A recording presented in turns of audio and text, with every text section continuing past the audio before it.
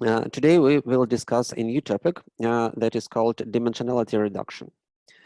And particularly we will discuss a method that is called principal component analysis, or PCA, principal component analysis.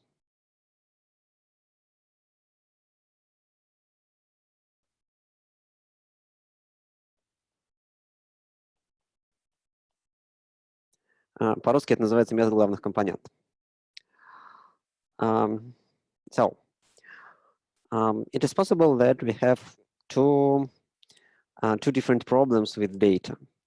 In most of cases, we don't have enough data for our research, and we have to collect some more data. This is one kind of problems. And another kind of problem is that sometimes we have too much data.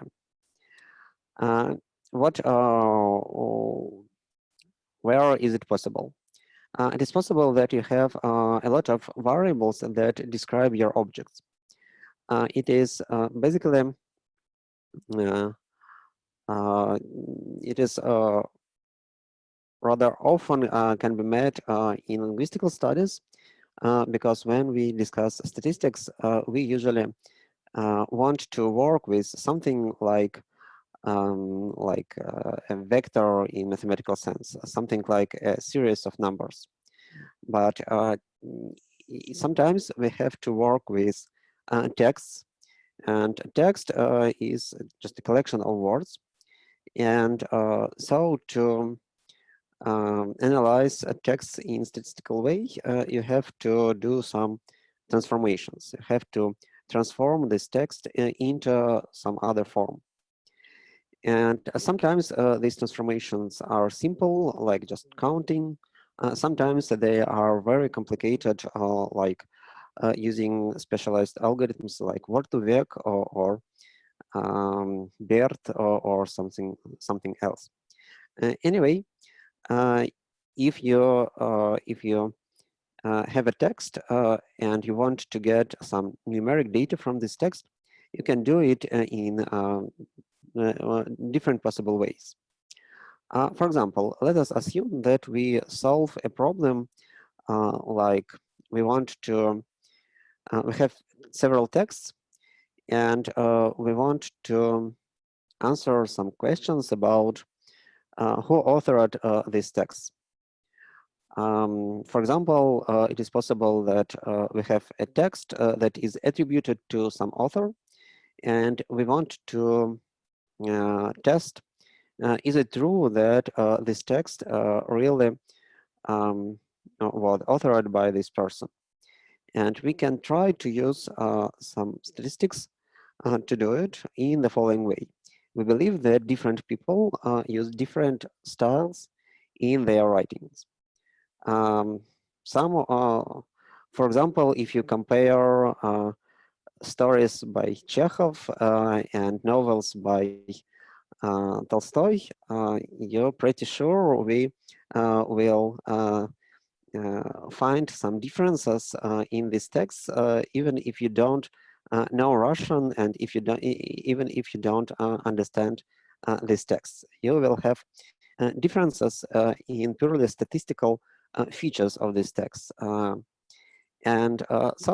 it is possible to, at least to try, to solve this kind of problem of text attribution, to solve this problem, applying some statistical tools to some numeric features of the text. Let us discuss a little bit what kind of numeric features you can create from some text. So you have a text, and you want to create some numerical feature that represents some style characteristics of this text. Can you suggest something? Average sentence length, for example. Average sentence length. Okay, I like it. So we can find average sentence length of a text. Or, for example, we can split this text by sentences, and we can just count length of each sentence. If you want if you want to create some different features of this text. So if you have, for example, if you have several texts, you can extract average sentence length of each text, or you can process it in some other way. Okay, average sentence length. Some more features. Average number of verbs, nouns. Number of verbs, nouns, yeah. This is and other part of speech. Yes, okay. Something else.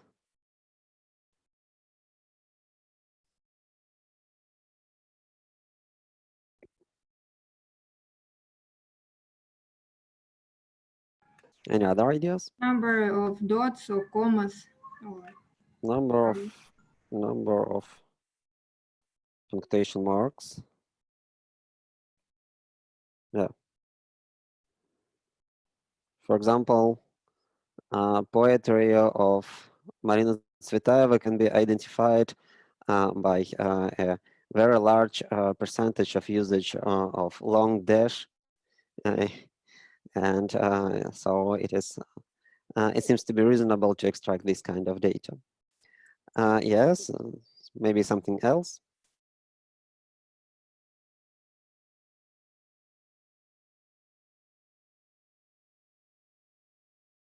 Other ideas?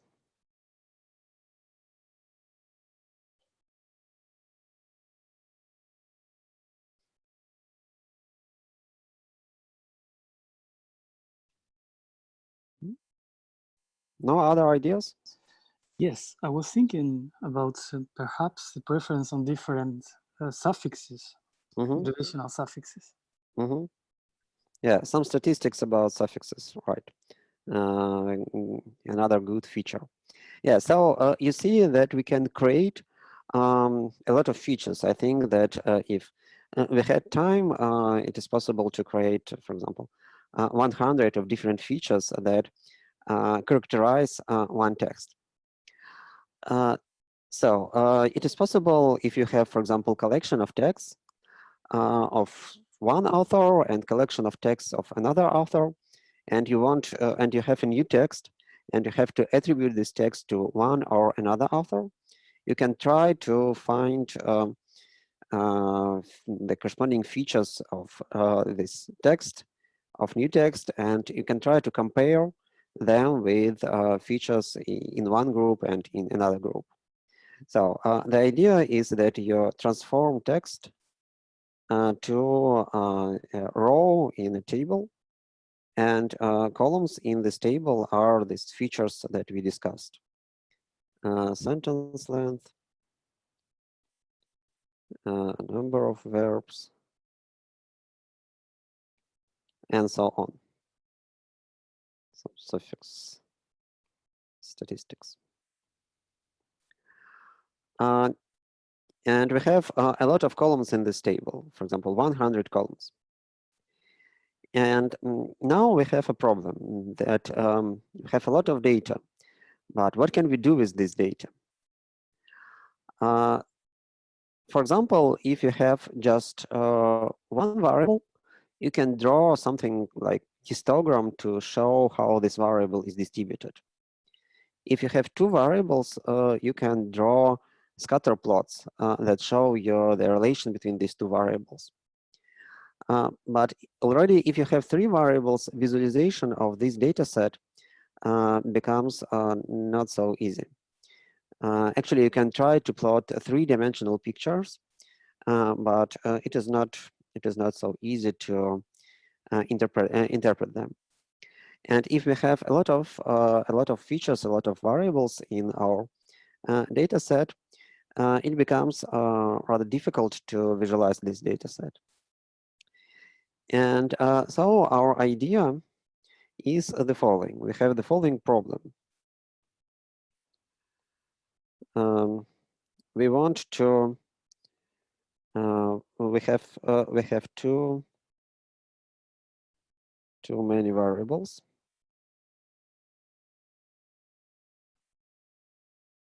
For example, we cannot visualize them or study relations between them.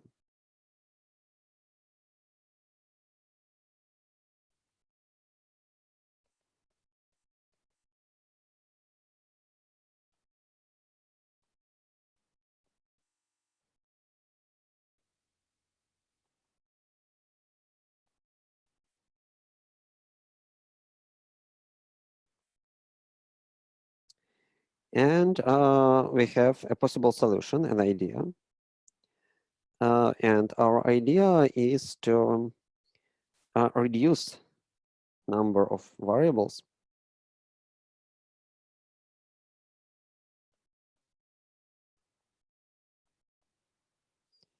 and try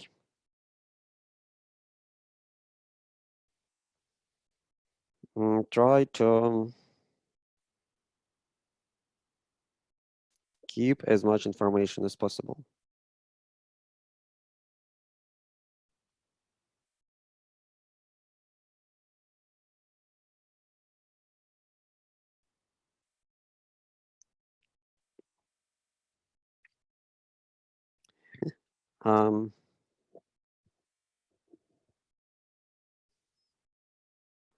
Let us assume that I have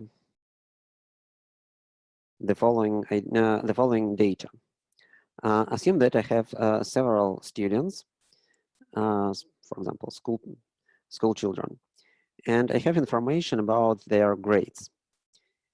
And of course, it is possible that we have grades for different subjects. And let me assume that I have some scatter plot like the following. To simplify things, I will now consider the very simple case when we have just two variables. I will try to reduce dimensionality from 2 to 1. This is just because it is easier to discuss. If we have just two variables, I can draw pictures and so on. But we will apply the idea that we will discuss now to some multidimensional cases when we have, for example, 10 variables and we reduce these 10 variables to 2. So let us consider several examples. First example, let me assume that I have two grades. For example, I have a grade on mathematics, and I have another grade, for example, I don't know, physical education.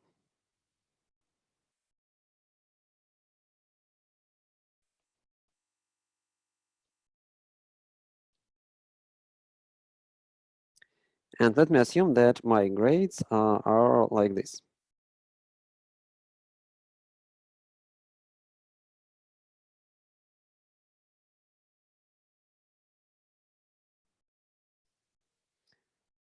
So 1 point on this graph is one student. And I have this information about my grades.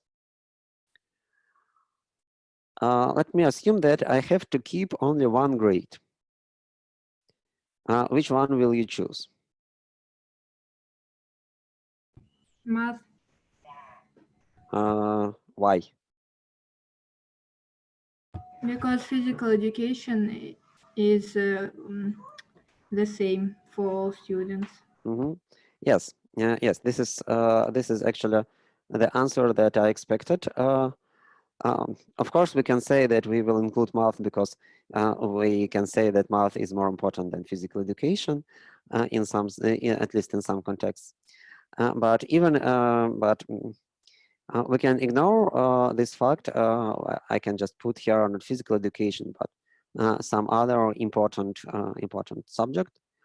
But if we see this picture, we see that students are different in their mathematics grade, but they are mostly the same in their physical education grade.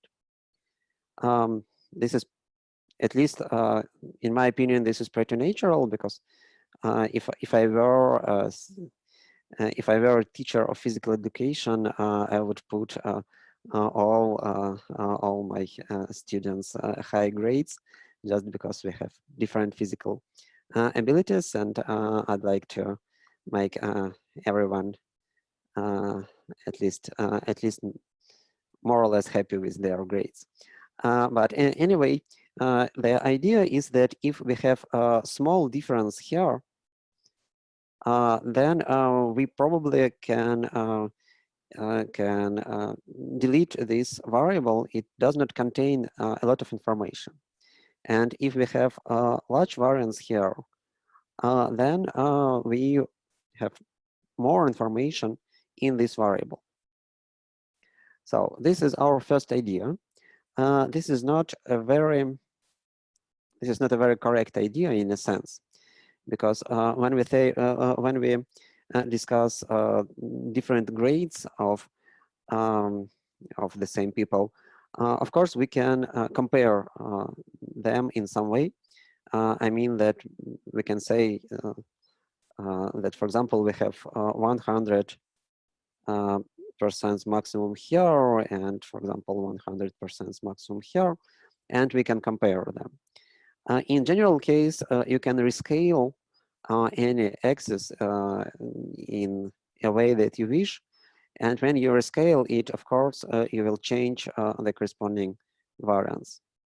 But let us now assume that we are talking about something like these grades, and we can compare them, and we can reasonably compare these variances. So we can say that this variance is large and this variance is small.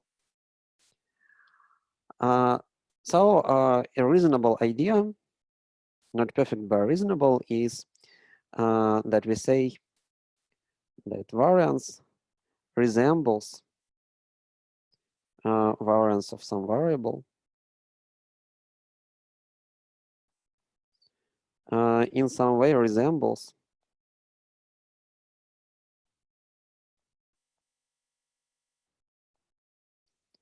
how much information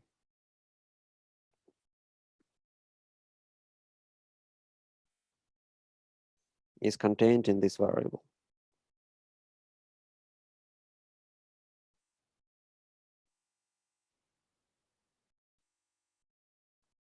So if the values of variable are just more or less like a constant, then we can say that we are not interested in this variable.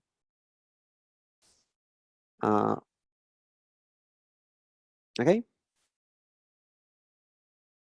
I have a question. Mm-hmm.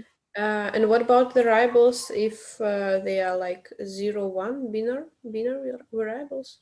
No, we don't consider this kind of variables. We consider only numeric variables. We can discuss a little bit different kind. Okay, application of something like principal component analysis to categorical variables is can be done with different methods that are called correspondence analysis and multiple correspondence analysis. Probably we will discuss it later. Now, this is just a numerics. Okay. Now let me consider another example, another data. Let me assume that again we have these students, school children, and we have now two subjects. For example, again we have math, and we have another example. For example, I don't know, reading.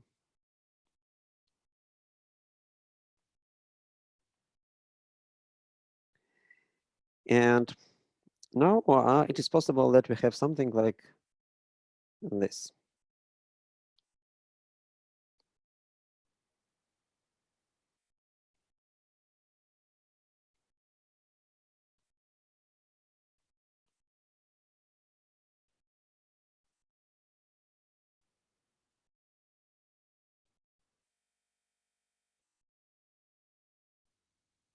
This data. What can you say now?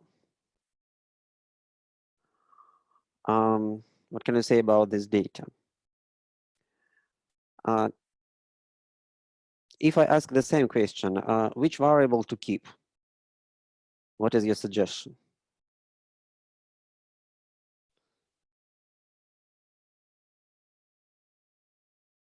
Both. Yeah. Actually, it is not. It is not. Okay.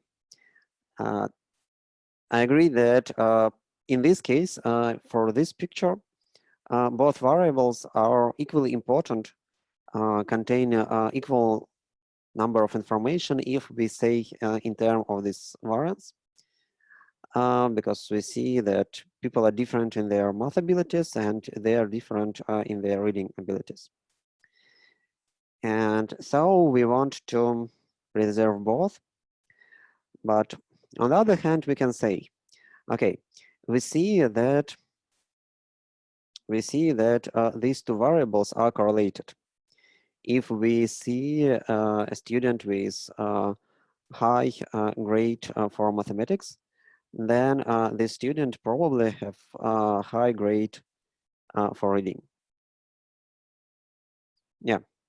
Sarah is correct. This is exactly the idea that we can try to use. Due to this correlation, we can say that we can keep just one of these variables. It doesn't matter which one, maybe math or maybe reading, and just rely on the fact that due to this correlation, this, for example, variable math contains some information about reading score of this particular student. So if I know that for a particular student their math grade is here, then I understand that their reading grade is somewhere here in some segment, not here, for example. So our first idea, if we definitely need to keep only one variable, is just to choose any of these two. Can we make something better? Actually, we can not only keep one of variables and discard another variable, but what we really want is to give to each student some numeric value that represents their abilities. So this numeric value can be, it can just be equal to one of these grades, but also it can be created as a function of both grades in some way. What will you suggest? What will you report about the student if you want to keep as much information as possible, but you can report only one number?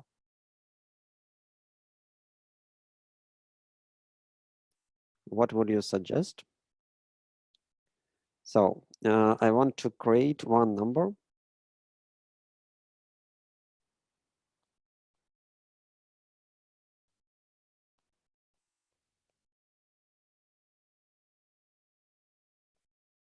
From math and reading scores. Maybe the difference between them. The difference between math and the reading. That's interesting, but why? If you met a person and you decide, do you want to hire this person? And this person says you that their difference between reading and math is, for example, 0. Is it good or bad? In this case, you just know that their results with math and reading is the same, but you don't know, can this person... The sum, then. Sum, yeah. Actually, this is a good idea. Let us actually try to use something like a sum, or maybe average, or maybe something like this. So we have new variable. Okay, let us use just a sum. Sum, this is like reading and math. Okay, now let me put some numbers.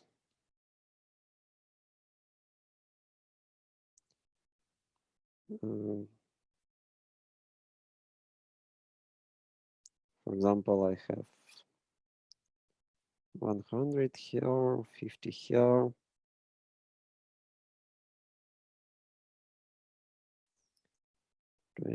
20.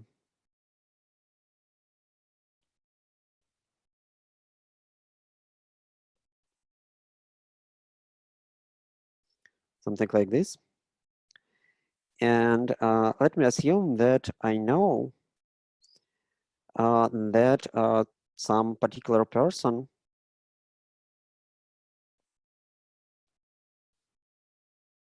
has this variable sum that is equals to 100.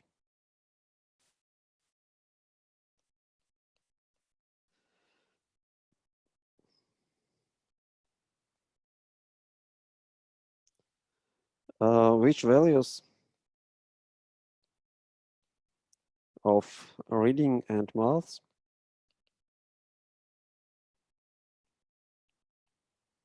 can we expect?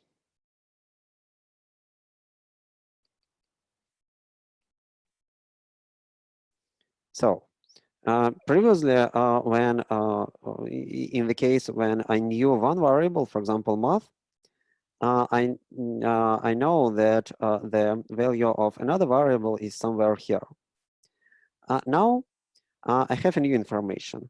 I have information that sum of two variables is 100, and I want to draw on this graph all possible values for reading and math.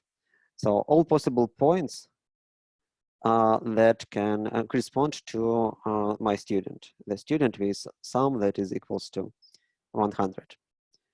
50-50, yes, it is possible. Let me draw this point, 50-50. Okay, I need a new color. Use this one. 50-50, it is somewhere here. But this is not the only possible case.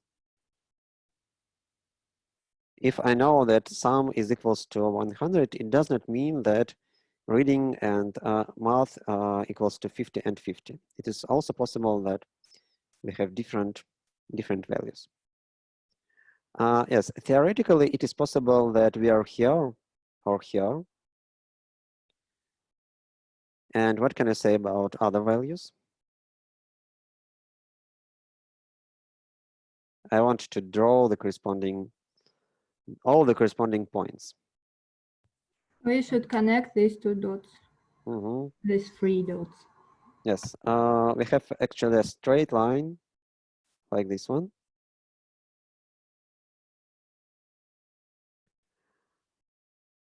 Why we have this straight line? Actually, if you have an equation like reading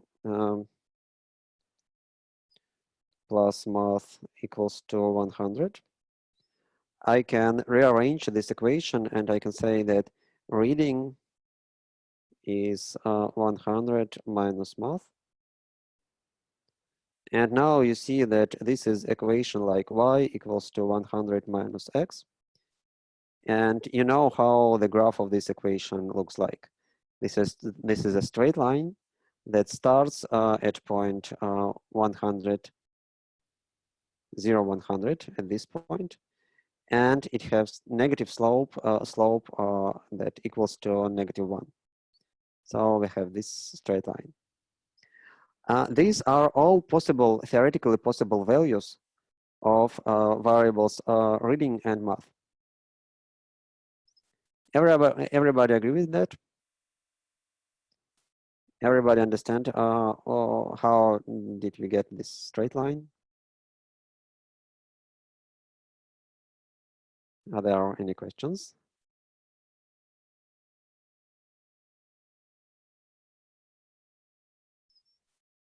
Mm-hmm. Okay. Now, as I said, this straight line represents all possible values. But I ask, which values can we expect? So from our data, we see that we practically cannot expect to have some values here or here. We just don't have such kind of data. So probably there are no people who are so good at reading with so bad result of math. Of course, it is possible to meet some outstanding person with, but if I ask what is reasonable to expect, I have to rely on my data. So we probably can expect to meet with people somewhere here at this segment. So let me draw this segment.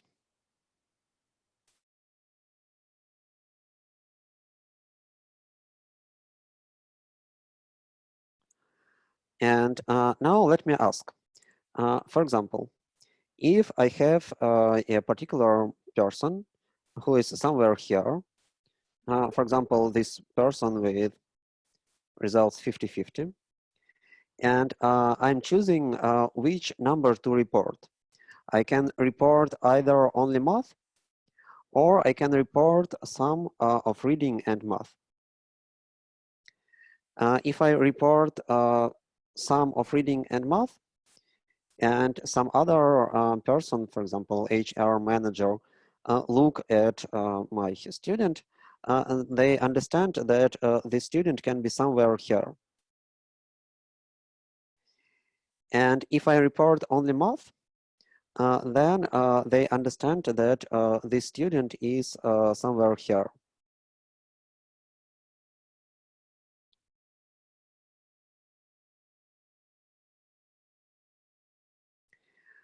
In which case, my information loss is larger. In which case, the measure of how to say it, the measure of uncertainty that we have is larger if we use this method, or if we use this method, if we report only math, or if we report sum of math and reading, in which case we lose more information.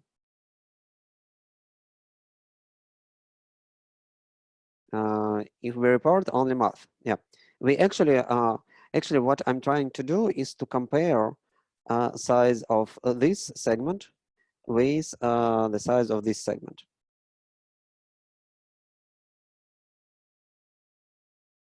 And size of this segment is larger, just because if we have something like ellipse here, and we want to cut it in a way that the length of our cut is as small as possible, we will cut it like this.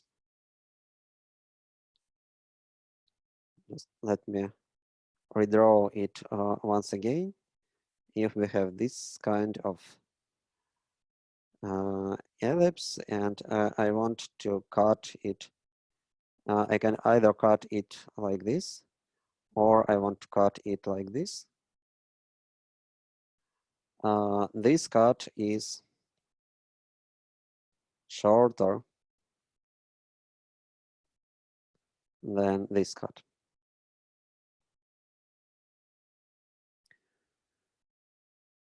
Actually, if you try to make some slices of bread, then you can choose between these two strategies depending on the size of the slices that you want to get.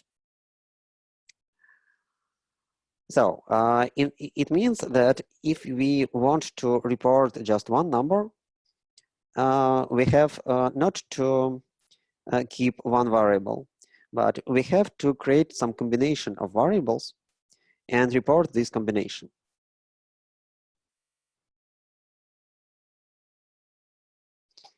Okay? Does it sound reasonable? Actually, this is what actually happens.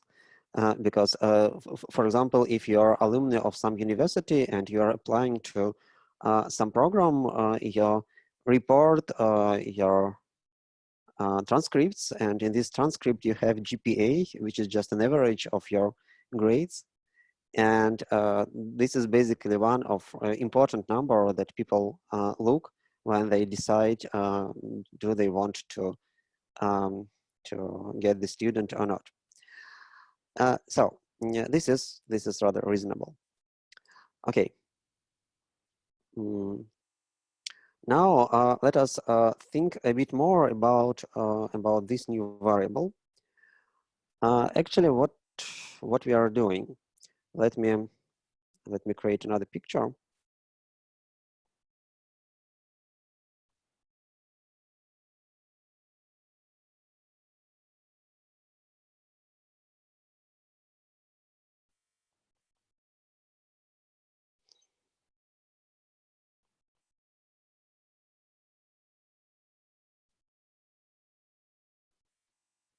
So let me say that, okay, let me denote these variables just like x1 and x2. And now I have a new variable like z1 that equals to x1 plus x2.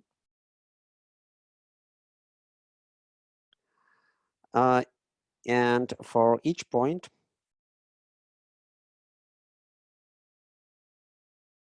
I have some point. And for each point, I can find the value of this variable z1. This actually can be done geometrically. You see that if I know the value of this z, it means that I know some line like this one.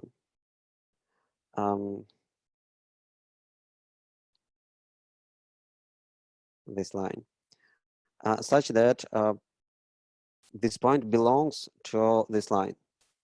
So on this line, the values of this z1 are the same. And basically, I can introduce a kind of new coordinate system.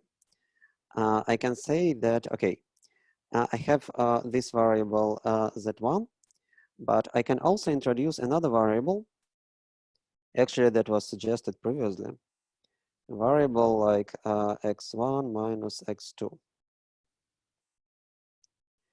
And now I can think about these two values as a new coordinates of a particular point. For example, let me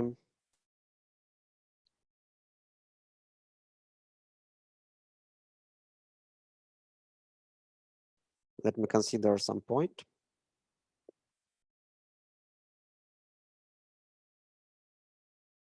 Okay. Assume that I have a new coordinate system. This is variable z1. So if I'm drawing this axis because we see that the value of this z1 is increased when I go in this direction. The values that lie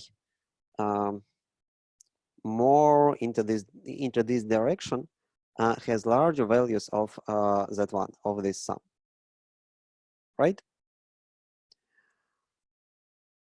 Okay. Where should I? How should I draw the line that corresponds to this variable, z2? This is another axis. How should I draw it?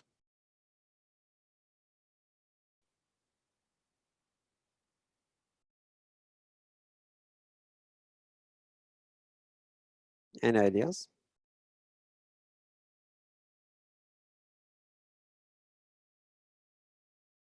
When the value of this Z2 is increased, in which direction should I go to increase this value of Z2?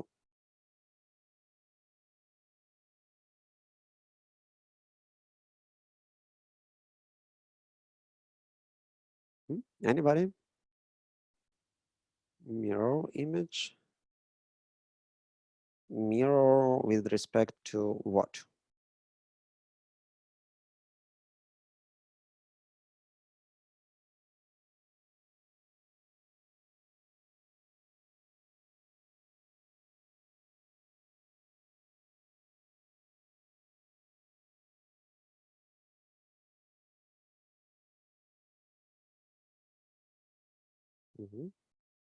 So let us look at this axis once more.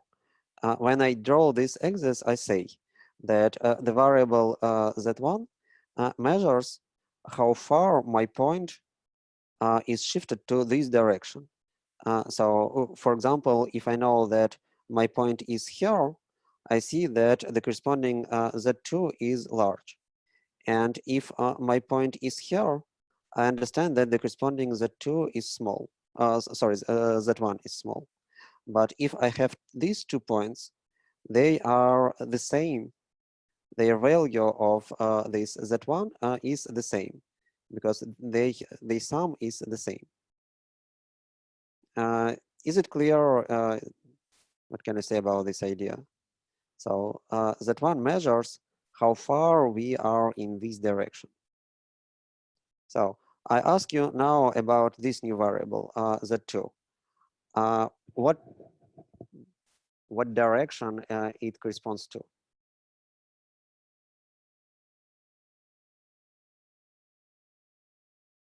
Okay, let me turn on the light and you please think about this question.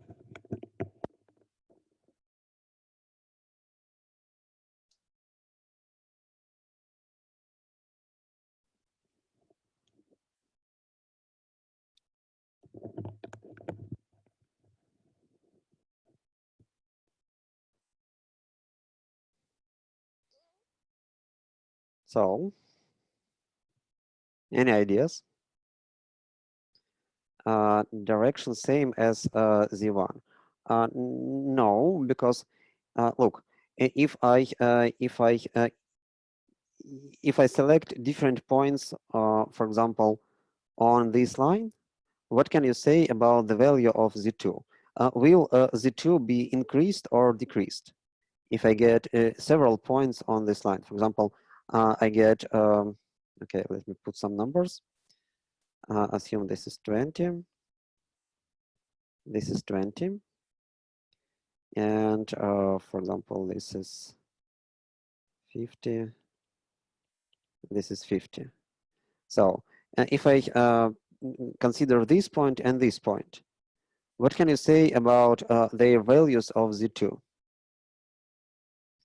The value of Z2 is the same here and here, yes? Because the difference is the same. So we see that change in this direction does not change Z2. So I'm asking change in which direction will increase Z2? How can you characterize this direction? Actually, you can just try to draw this direction on the common screen. You can use annotate feature of Zoom to draw it.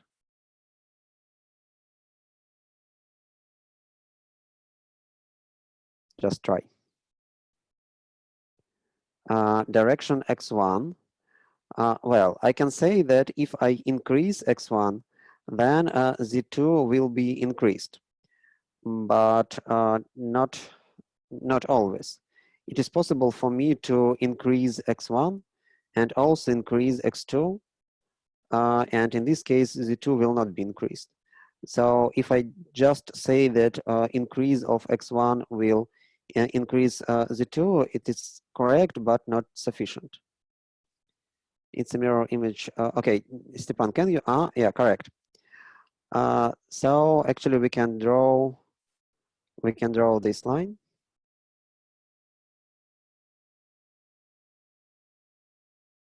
And this is Z2.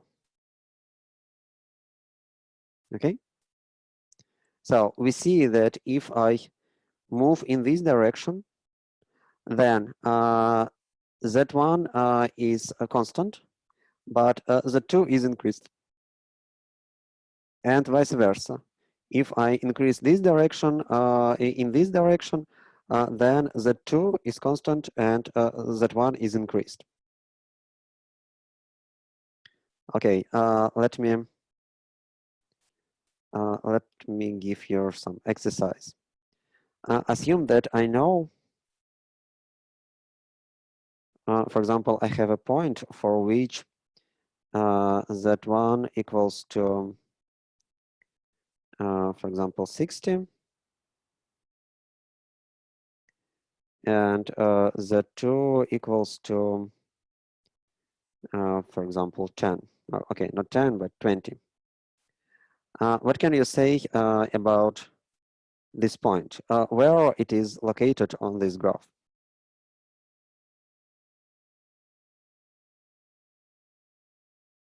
Can you find it?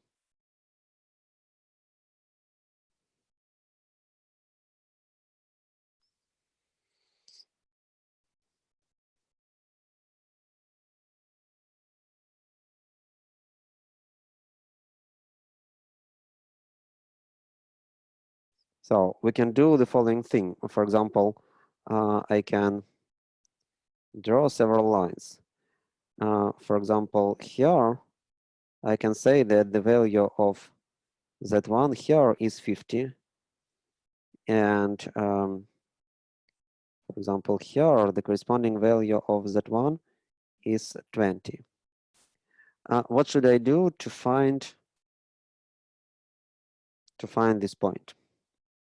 Point with these values of Z1 and Z2. First of all, which values can take our points if Z1 equals to 60? 40 and 20, right? And we can do it, basically we can do it by solving the corresponding system of equations, but we can also do it graphically. If we know that Z1 is 60, then we understand that the corresponding point is somewhere here. This is the value of Z1 60, but not necessarily here, but somewhere on this line. Somewhere on this line. And then if I see that Z2 is 20, then it means that I have to shift this point in the direction of this Z2 here slightly. So I have to get some point, something like this. And this is actually the point 2040. This is my point. This is my point. So I can say that I can find coordinates of this point in new coordinate system by the following way. I can just rotate this picture and then find coordinates of this point in a usual way. I can project it here and here, and I can get here 20, and here this 60. So I can say that we have another coordinate system for my plane.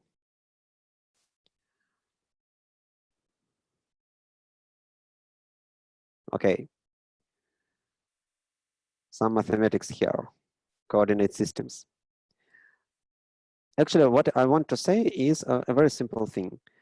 First, I say that I can, if I specify values of these Z1 and Z2, then it is the same thing as to specify X1 and X2. I can find X1 and X2 from Z1 and Z2. For example, by solving the corresponding system here or by using this picture. And another idea is that to use these values instead of these values, it is the same as just to use this coordinate system instead of the original coordinate system. So this switch from X to Z is the same as the rotation of your coordinate system.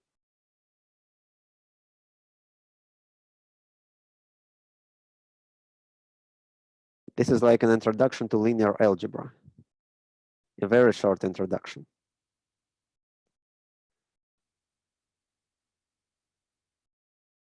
Okay, ask me something about this stuff.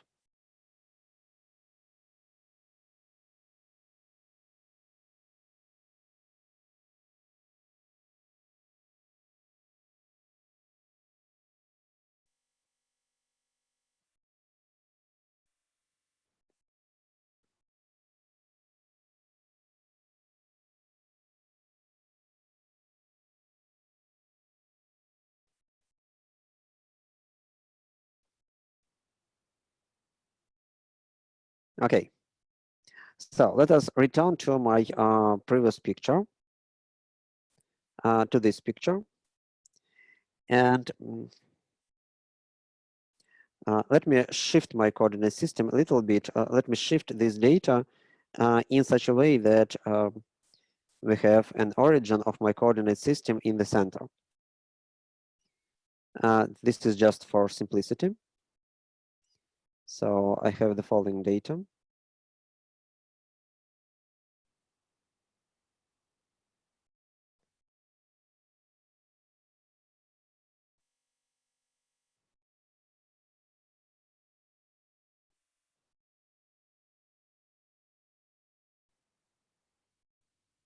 Something like this.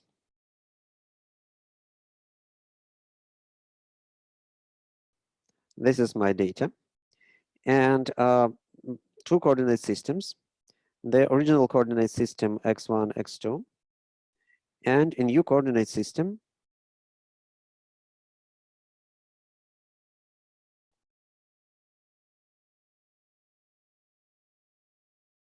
z1,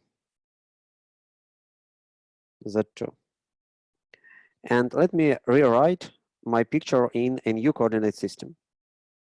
So I have just to rotate this picture a little bit, and I will get something like this. Okay, if I just rotate it, then I have to put one variable here, but it doesn't matter. So we have z1 here and z2 here. And we have my data that looks like the following.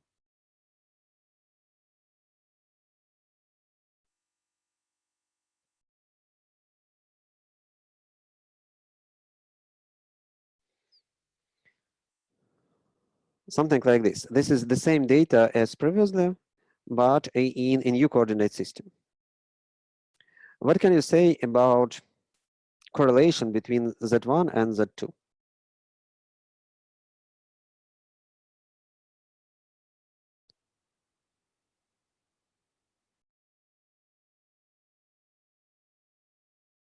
What can I say about correlation between Z1 and Z2?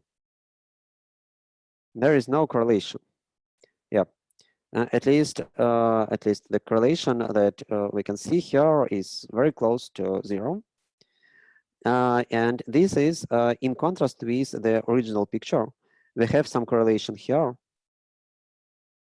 We see that if we know that x1 is large, then x2 is also large and vice versa. But we don't have any correlation here. And this is important feature of our new coordinate systems. Our variables are non-correlated in this coordinate system. Another feature, we see that this variable z1 has large variance, and this variable z2 has low variance. Actually, if we think about choosing of variable z1 such that the variance of this variable is the largest possible, we can find that this value of Z1 is this direction of Z1 is the best. So this variance is the largest possible. So if I return to the beginning of my lecture, and this is this example, and you said that we can more or less safely discard this variable because we have very small variance of this variable, and we can keep this variable. So the idea of principal component analysis is to switch to this new coordinate system and then keep, for example, only this variable, only the first variable.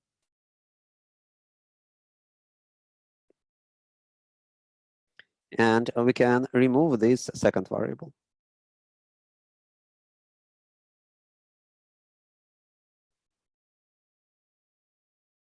Does it look reasonable for you? Of course, if we can keep both, we can just keep both. But if we have to choose between this variable and this variable, we would like to keep this first variable and not the second variable, because variance here is larger than variance here. Okay.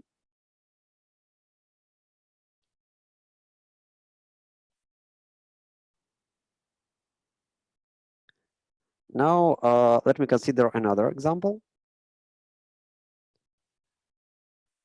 Let me consider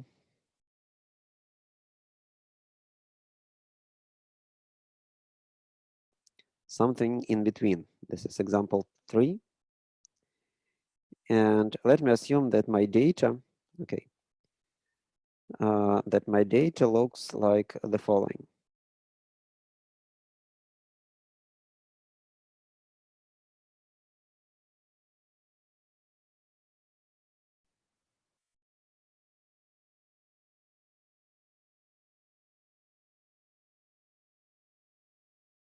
Something like this.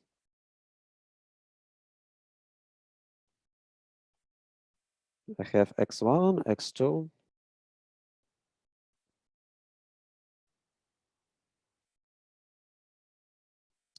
and I want to solve the same problem here. I want to find a new coordinate system such that the first coordinate gives me as much variance as possible, and second coordinate gives me as little variance as possible. So I want to preserve these properties. What should I do?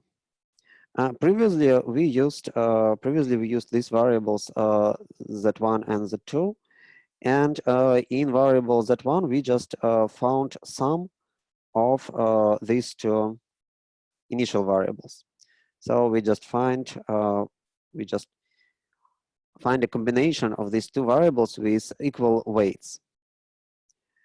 Both variables, in this case mathematics and right, contributed equally to my new numeric value. What can you say about this case? Are there ideas on how to combine x1 and x2 in this case to achieve minimum information loss?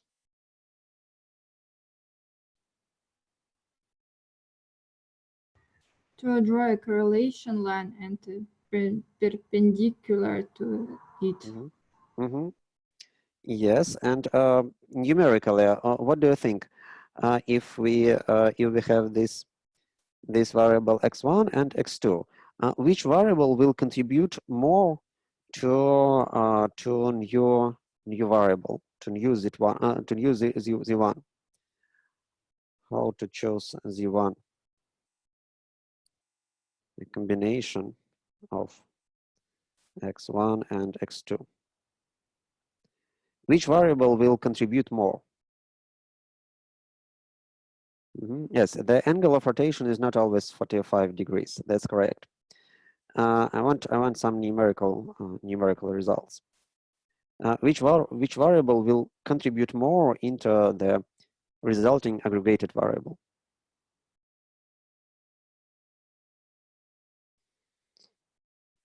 Actually, just you can try to use your intuition.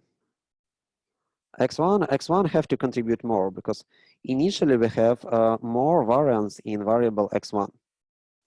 And here we have smaller amount of variable. So we have to rotate my coordinate system just slightly. And it means that we have to put large coefficient here and small coefficient here. Because initially, if we think about new coordinate system, if I just say that Z1 equals to X1, it means that I put weight 1 for X1 and weight 0 for X2. So I just want to shift a little bit this situation. So it will be something like Z1 equals to, for example, 3X1 plus X2, something like this. And in this case, I will get this situation, something like this.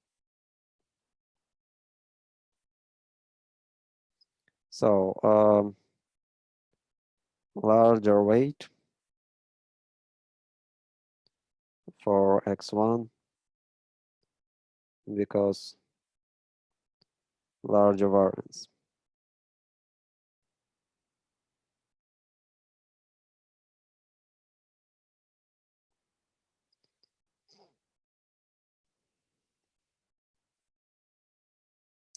So basically, this is how principal component analysis works. This is almost exactly what principal component analysis do in dimension 2. The only difference is that these numbers are not like 3 and 1, but they are some numbers that the sum of their squares equals to 1. This is done just to preserve distances. So distance here have to be the same as distance here. But the idea is exactly the same. The idea is that you have some data, and this data looks like this.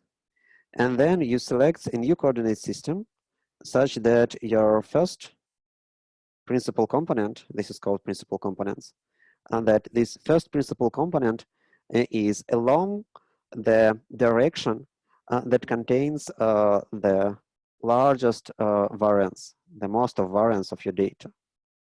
And you have second principal component that is just perpendicular to the first principal component. And this first principal component will give you the least possible variance of your data.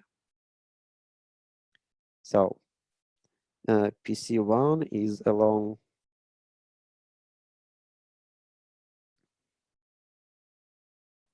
direction with largest variance, and PC2 is perpendicular to PC1, and it is automatically PC2 is along direction with smallest variance.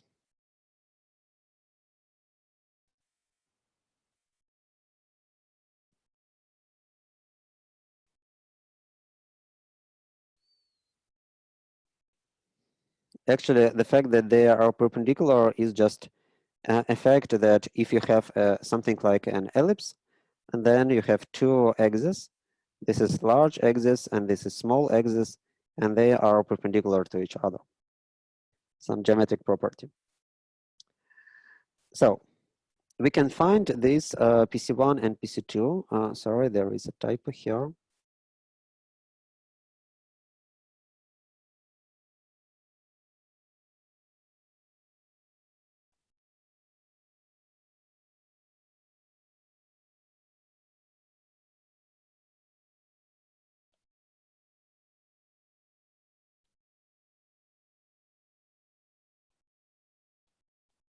Okay. So Is it more or less clear how this principal component analysis works in dimension 2? How can we reduce the number of variables from 2 to 1 and keep at least as much variance as possible? So I don't want to discuss how to do it numerically, but basically we find such direction that if we use this direction as a new coordinate, then we will get largest variance. This can be done in some simple formula, but I don't have a half-year course on linear algebra to discuss this simple formula. But you don't need it. You just have to understand how it works, just geometrically.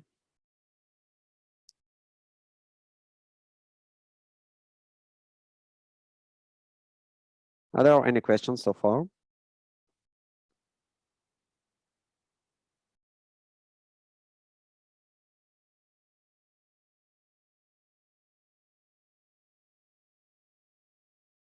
Just in a second, we will switch to three-dimensional space. So if you have any question about two-dimensional space, it is a good moment to ask them, because the larger dimension, the more complicated things are.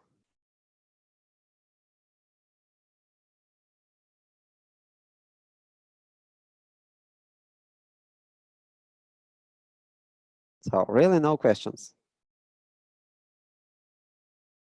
Okay, then let us try to switch to multidimensional.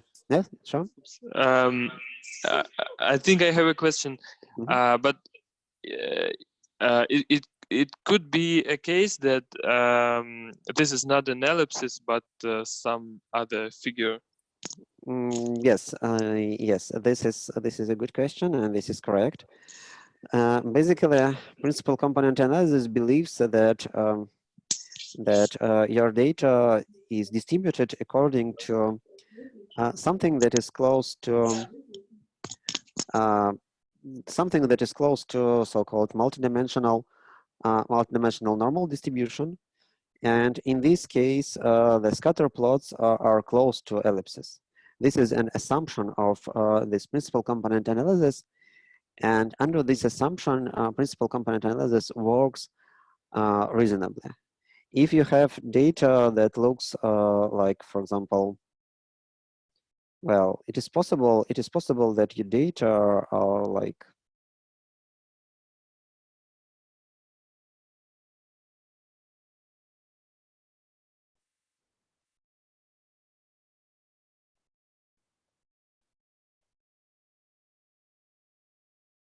something like this. It is possible. And in this case, just principal component analysis will not work well. It will give you some answer, but it will not give you a good answer because it doesn't understand that it is possible to, for example, to encode these points not by some linear combination of x1 and x2, but for example, by some point in by some other variable like an angle of this thing. But so yes, this is assumption of this method. This is some conditions under which our method works reasonably. Of course, in any case, it is also possible that you just have something like this, that your data are like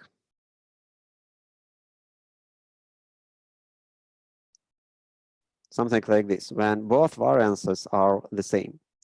Then again, principal component analysis will not give you any reasonable answer. It gives you some answer, but in this case, first principal component is not better than the original coordinates.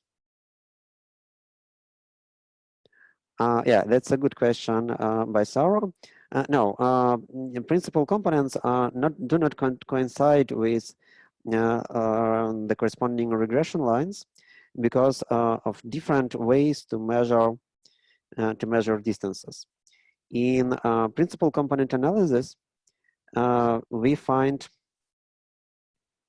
in PCA, we do the following thing. If we have some points and we have some line, we minimize distance from these points to this line, and this distance is calculated in this way. You just put a perpendicular to this line. And in linear regressions, this is PCA problem. And in linear regressions,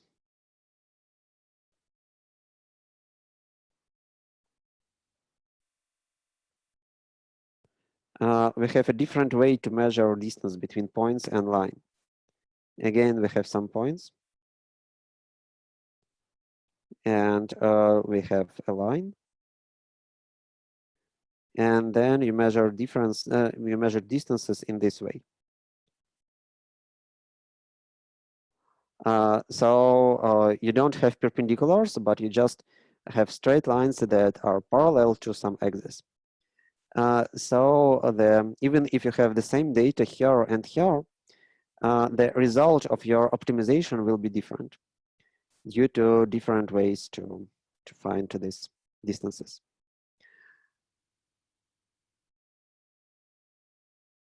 Actually, we can see it, assume that my data is distributed in this ellipse. Then for my optimal PCA line, I will have to choose an axis of this ellipse. This is my PC1. But for regression, I have to do a different thing. I have to consider these kind of straight lines and find average in this segment. And I will get a bit different line. I will get something like this. This is linear regression line.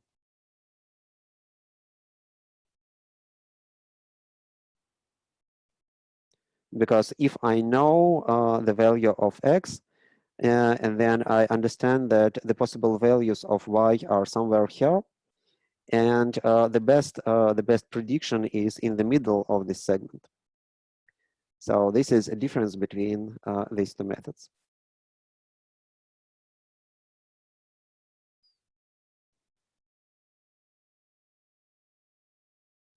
Sarah, did I answer your question? Okay. Good. Now we have 2 minutes before a break. Let us make a break just now. And after the break, we will switch to 3-dimensional case, and then we will do this principal component analysis with some data sets. So 10 minutes break.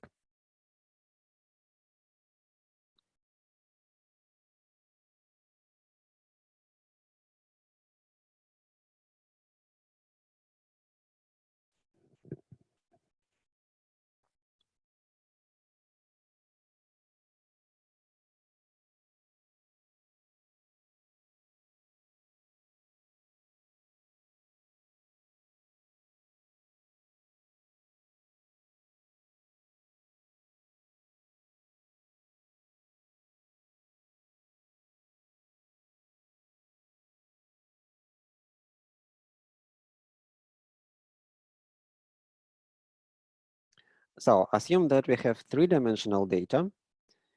And again, we assume this is kind of assumption of our algorithm is that this data is distributed by some law that makes the corresponding 3-dimensional scatter plot to look like this, like most of points are inside some ellipsoid. So now this is 3-dimensional ellipsoid.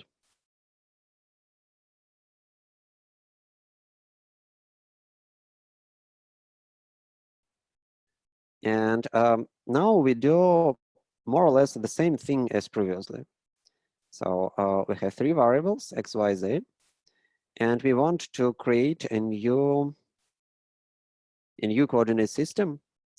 And the first principal component, the first line, the first axis, should lie along the line with largest variance. So it is like this. It is along the largest axis of this ellipsoid. This is PC1. Several years ago, when I prepared these illustrations, I spent a lot of times on making this part of this arrow because I had to use this cone and to glue it to this part, but it was fun. Okay, and now this is my first principal component, and this is pretty straightforward. But what about second principal component? Actually, we have if we have this direction fixed, but we can choose different directions for the second principal component. And again, we want this second principal component to catch the most of the variance that is not caged by this principal component. So we understand that, we understand that points lie mostly along this axis, but not exactly. We see that some points lie here and some points lie here. So we have not only this axis, but we have also this axis for which the corresponding remaining variance is the largest. So we can do the following thing. We can project everything on the plane that is perpendicular to our first principal component. So we can look at this picture like this. And now, as my second principal component, I will select this axis, this direction, for which again I have the largest value of variance. And this is what actually done. You see here we have this second. Here we have this second principal component, and after that we have a third principal component that is actually constructed automatically because it have to be perpendicular to this principal component and our first principal component. So it have to be perpendicular to the plane through first two principal components. So my three-dimensional picture is like this. So basically what I say in this construction, I say that my points lie near some plane. And first two principal components gives me this plane. They lie in the same plane. And there is some deviation from this plane. But this deviation is not too large. In a sense, I find the plane that is best approximating my points in a sense that the projection on this direction is smallest. And this plane gives me two first principal components. So this is my picture in 3 dimensions.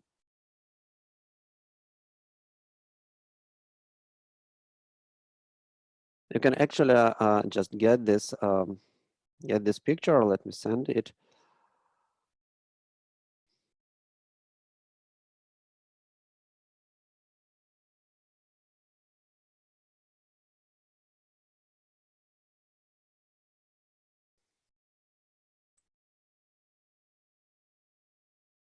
So you can play with these illustrations, and you can rotate them.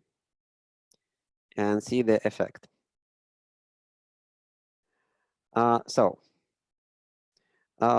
If now what happens if I just remove this third principal component and keep only first and second principal component? It is the same thing as to project everything on this plane that I constructed. So I will get this kind of picture. And I can say that if my assumption that all points lie near this plane, just slightly differs from this plane, if this assumption is satisfied, then if I project everything to this plane, I will lose only a small portion of variance, only a small portion of information about my points. And so, for example, instead of drawing these three-dimensional pictures, I can draw this two-dimensional picture, and this picture is much more interpretable than the initial three-dimensional thing. Actually, these three-dimensional pictures are fun because you can rotate them, interact, and so on, but actually, it is much easier to understand and to analyze pictures when they are two-dimensional. So this is what we have here. This is what we have in 3 dimension. So let me say it again, that our algorithm is the following. We find the first principal component, which is the direction along which the variance is the largest possible. Then we project everything to a plane that is orthogonal, that is perpendicular to this direction. Then we reduce the problem to two-dimensional case. Now we select second principal component as some direction that is perpendicular to the first principal component, and that catches maximum of the remaining variance, the variance that is remained after this projection, because we think that variance that is catched by the first principal component is already catched. So we project, and then we get this direction, and so on. Basically, you can do this with any initial dimension. For example, if you have points in, for example, if you have 10 features, 10 variables, then it means that you have points in 10-dimensional space. Nobody can imagine 10-dimensional space, but people just say, let us consider 10-dimensional space, and they imagine 3-dimensional space because it is the only space that we can imagine. But effect the same. So mathematical procedure is the same for 10-dimensional as 3-dimensional. Okay. So are there any questions about this part?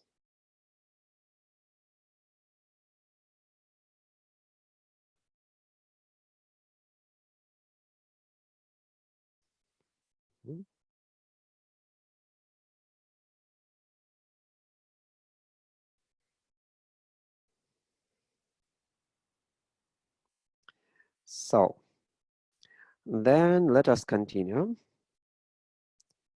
Let us use R to actually find the values of our principal components. We need to find some data sets.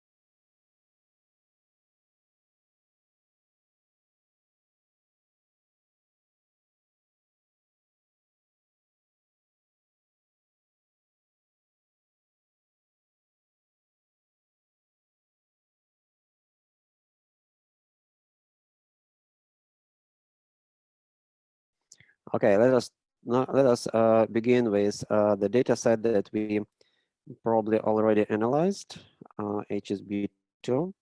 This is basically the same data set. This is the same problem that we discussed.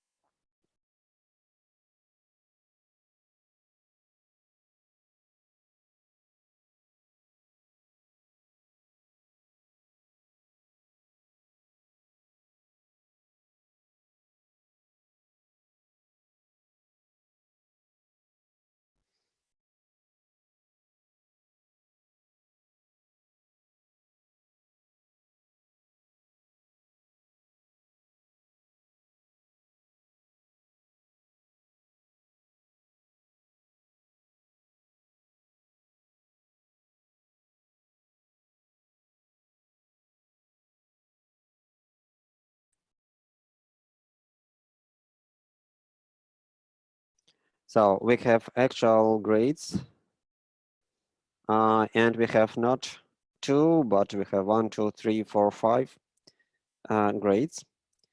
And we can apply principal component analysis to these grades.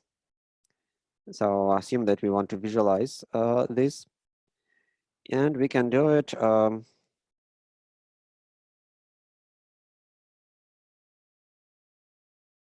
actually, there are several functions in R that allows one to find principal component analysis.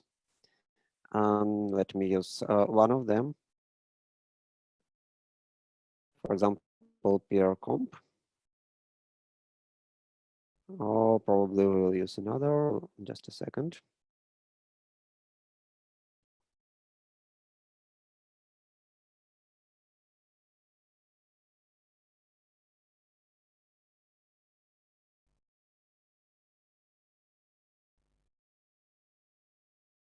Okay, let's try peer comp. I just don't remember what are the difference.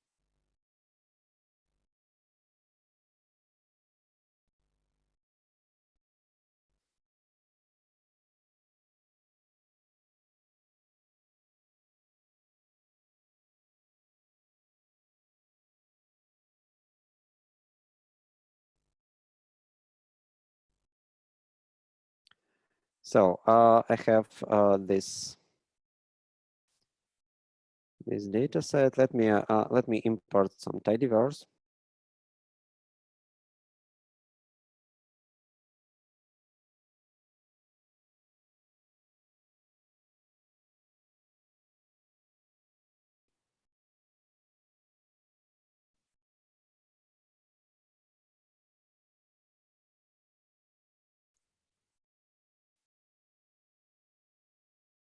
So I select only these numeric variables and apply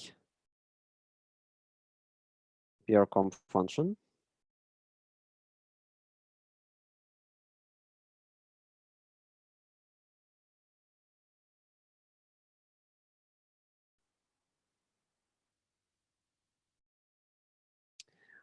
This is actually what our principal components gives us, because here we have the relation between our initial variables and our new variables. Actually, this column says that we have PC1 that is calculated using these variables and using these weights. So basically it says that PC1 equals to times red plus times right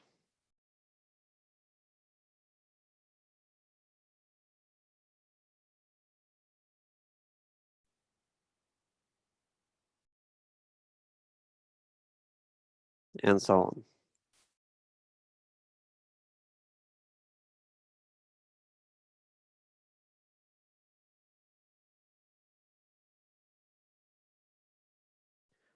This is how can we interpret these values. There are weights with which these original variables are included into our first principal component. What can you say about this first principal component? What does it represent?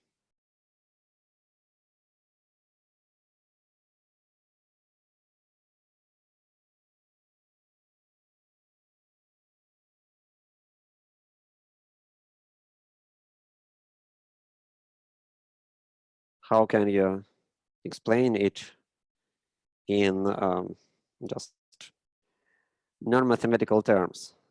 If you want to explain it to somebody who don't know about principal components and so on, do you have some explanation in plain English or in plain Russian?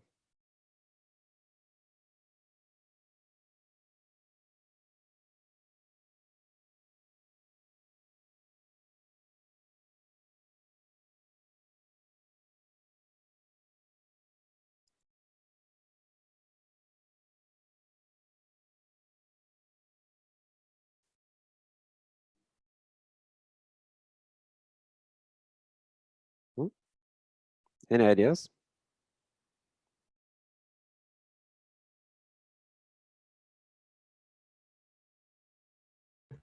Could you please repeat the question? How can we interpret this PC1? What kind of information about our student, about our students, is contained in this PC1?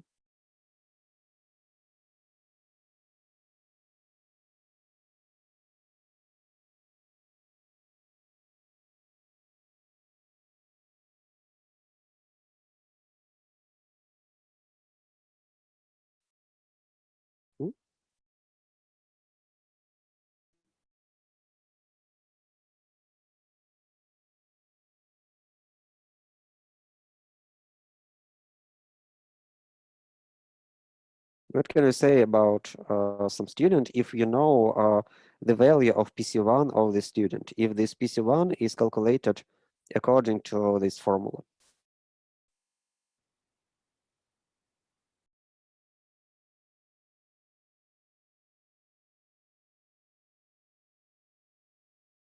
Any ideas?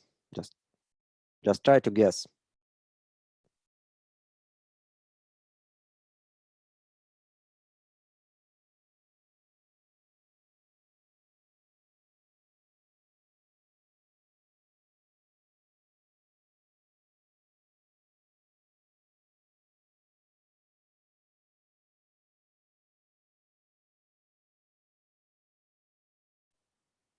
We can learn the marks of the student, the marks on reading, writing, math, science.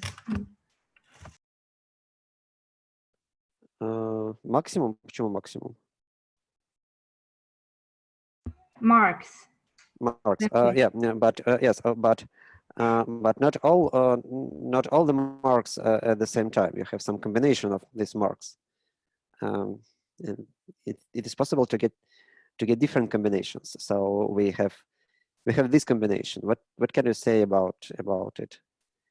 So you see that all these contributions are more or less equal, and so how can you characterize this first principal component?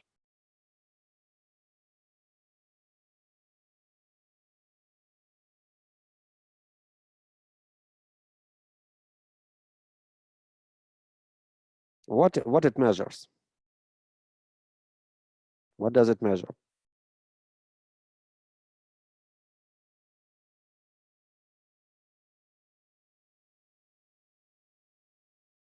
Okay, if we discuss the lecture, if we return to the lecture, this PC1, is it close to the PC1 that we discussed at the lecture or not?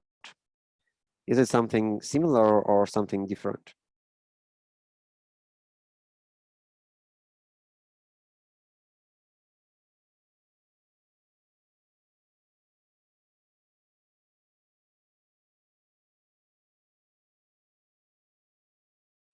It is something similar, but in 5-dimensional space.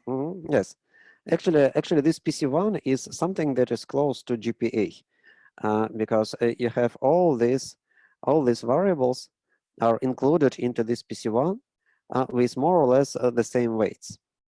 Note that they are all included with negative weights, but it is not very important because you just, okay, you can just multiply everything by -1, and it will not change anything except of the sign. So important thing is that they have the same sign and more or less the same values. So this PC1 actually is something that is very close to just an arithmetic mean of these grades. And we can say that, how can we characterize this PC1? What does it measure in just one word?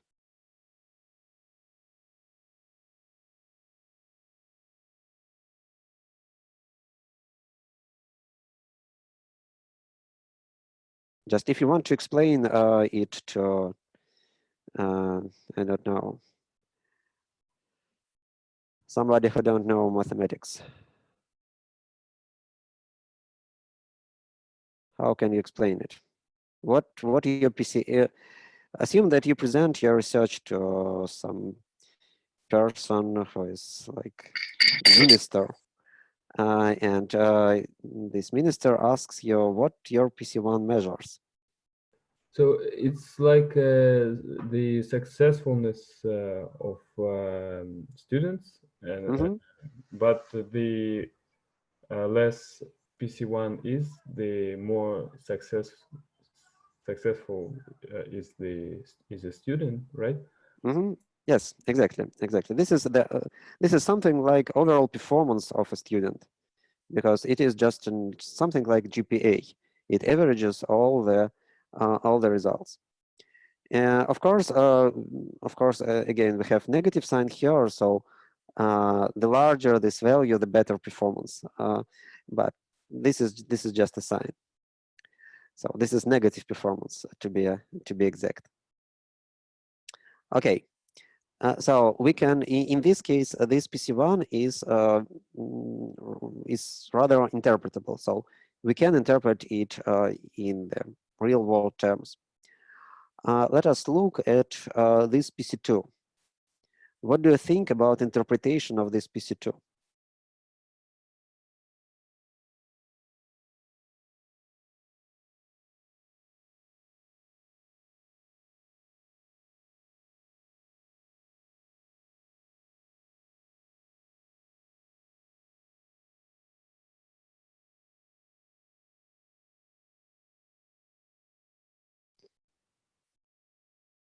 So we see that PC2 is different from PC1.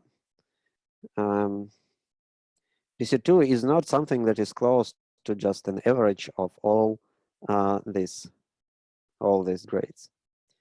How can you explain what is PC2? So let me try to do it. Maybe it means that there are lots of students who are good in reading mathematics and science, but not so good in writing and what is the last? Social studies. Social studies. Yes. Like that? But what what this Actually, reading is not so important here because yes, reading has rather small coefficient, but how can we characterize this PC2? What this PC2 measures? What does it measure? Just in non-mathematical words. the degree of гуманитарность. Yeah, yeah. It seems that this PC2 measures something like I don't know how it will be in English. Как-то уклон у человека, значит, к чему он больше склоняется, к точным наукам или к гуманитарным наукам. So this thing measures something like attitude to exact sciences that is correlated to science and math on one hand, and to social studies that is also correlated with right on the other hand. So we see that there is some kind of division between on this axis. And actually this PC2 is also interpretable. So we can provide some interpretation in terms of our knowledge about the real world. Actually, it is much more difficult to give interpretation for PC3. Actually, I cannot understand what this PC3 measures. Actually, PC3 measures something that allows us to distinguish between people of the same overall performance and the same attitude on this scale. So actually, I cannot interpret this PC3, but usually we are interested only in a small amount of principal components, like in 2 principal components like this. And usually we want to draw some pictures. Okay, before I will draw pictures, let me also give another thing. Yeah. With this summary, I can get information about how much variance each principal component catches. So with this table, we see that first principal component catches 67% of overall variance, and second principal component catches 11%, almost 12% of overall variance. So both of them catch about 80% of variance, and all other principal components catch less of our variance. So we see that the most of variance is catched by PC1, and then other components catch just a tiny amount of overall variance. Again, it is not very clear how to interpret it, because variance is something that is not,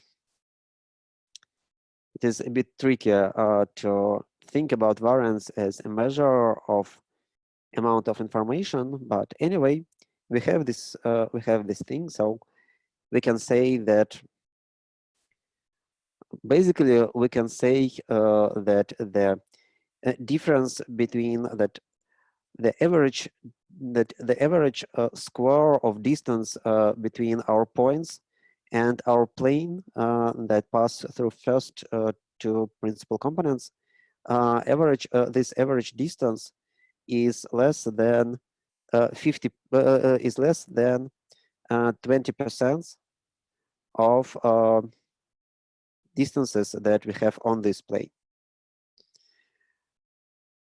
So we have here that most of the variance is explained by first 2 principal components. So let me draw some picture. I need a new lab. I need a new library. Install packages.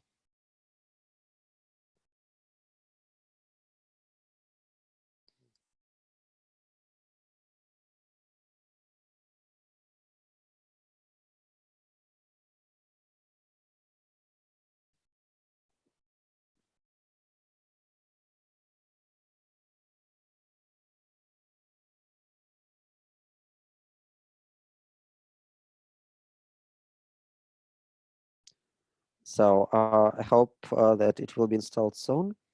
Now what I'm going to draw is to draw the projection of my data into first two principal components. So this is actually what is usually used. This is a usual application. Oops, the ggplot is not available. Why? It was a nice package. Why it is not available? Let me see.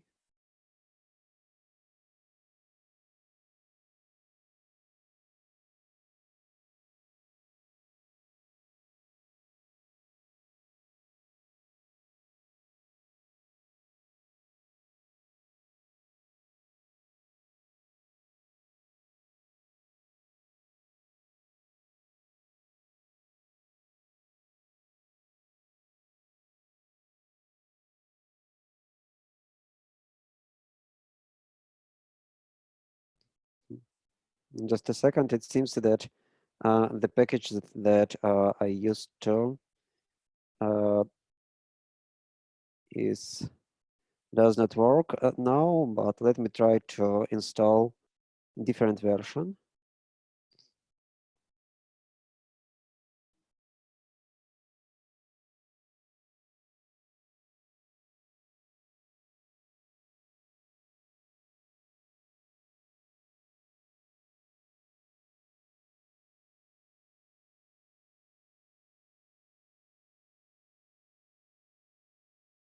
Okay.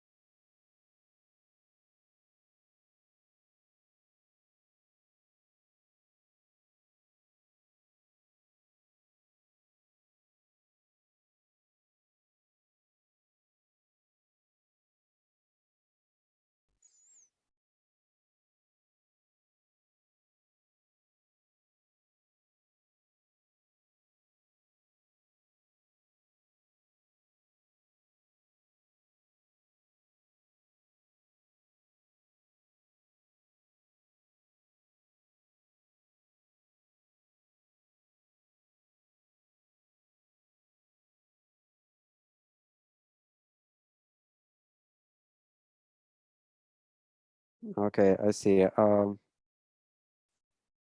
Just a second. Probably we can use just a different package. Um,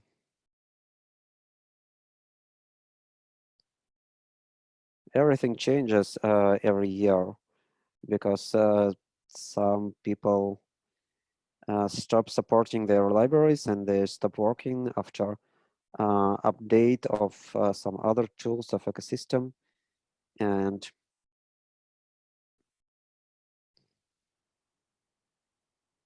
we need to use other library. So this is installed.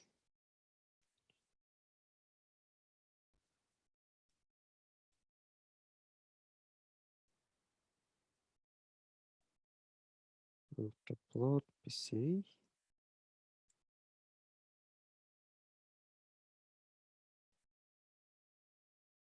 Yeah, this is our result. And actually, this is the result in new axis. This is PC1 and this is PC2. And you see that as expected, we don't have any correlation between PC1 and PC2. But this picture is not very informative because we don't see any connection between this picture and our original variables. So we have to put a parameter that makes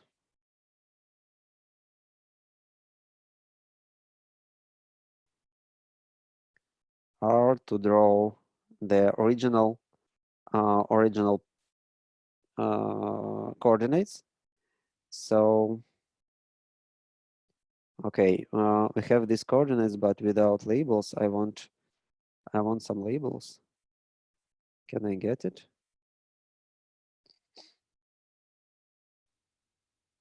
Loading labels true.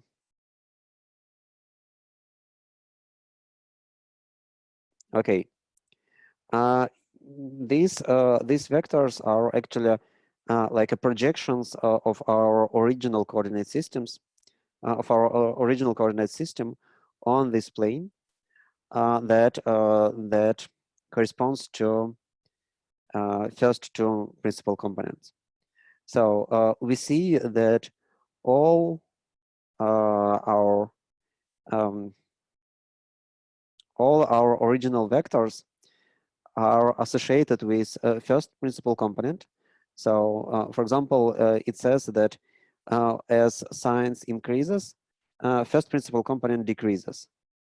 And the same thing with all other these arrows. This is actually the direction is because we get negative sign here.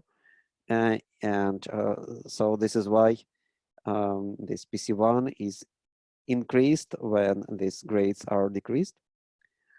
But we also see that this picture allows us to interpret this PC2 because we see here that, for example, we have different directions of science and social studies related to this PC2. We see that science is positively correlated with PC2 and social study is negatively correlated.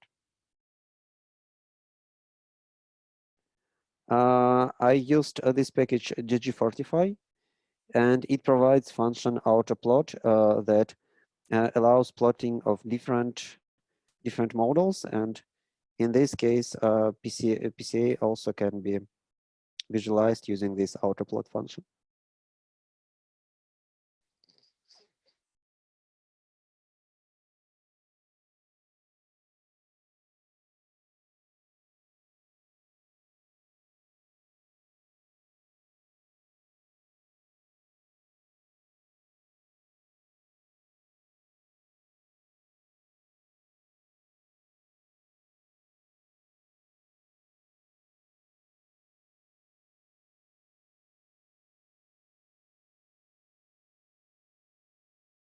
Mm.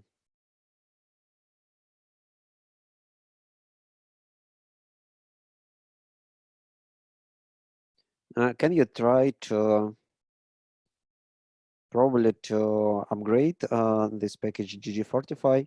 Did you download it? Did you install this ggfortify right now? Or okay. That's strange. Can you try to restart our session? So this restart R and then run everything once more. Probably it didn't catch it right now, but I don't know. It works for me.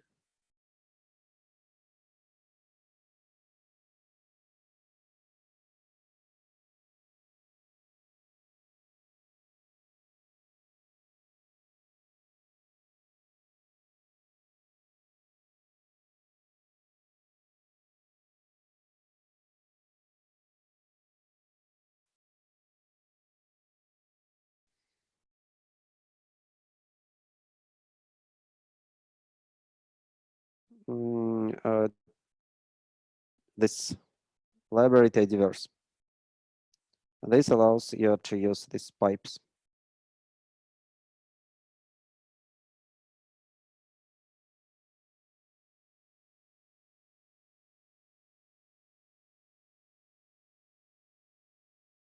So I don't need this anymore.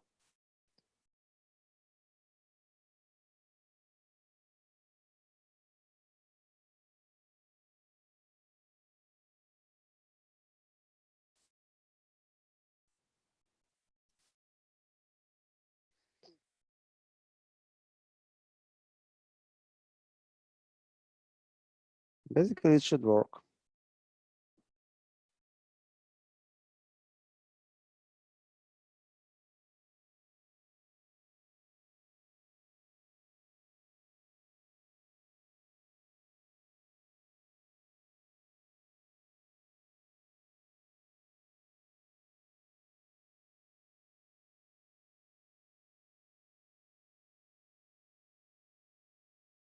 Okay.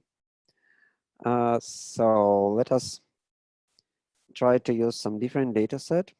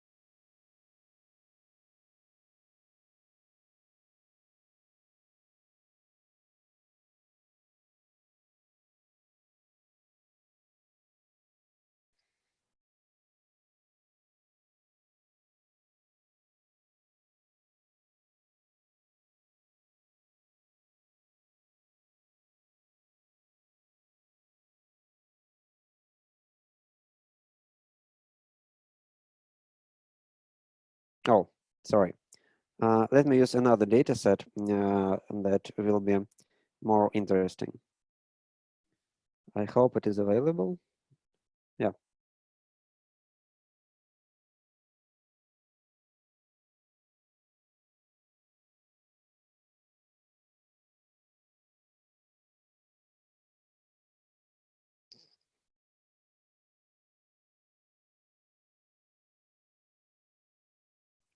This is actually related to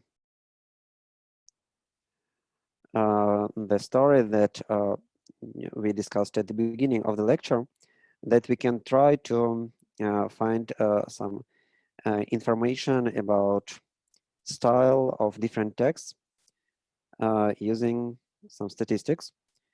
And in this data set, we have several information about frequency of different words in different different books of New Testament, and we can try to apply our principal component analysis to this data set.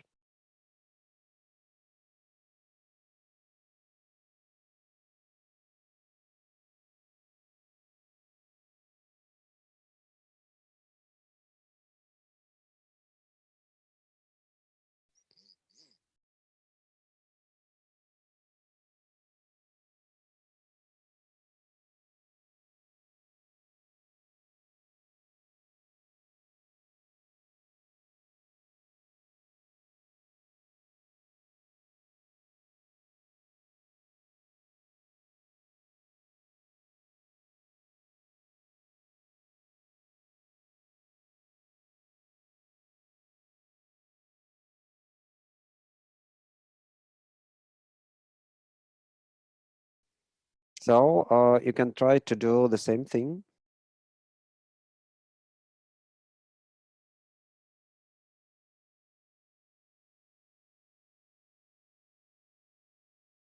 So let us put some row names to be the same as this variable word. So like this.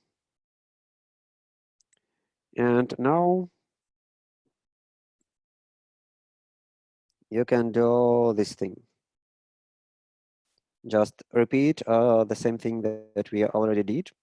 Apply PCA to these variables and draw the corresponding graph. So show matrix. This matrix is called matrix of loadings.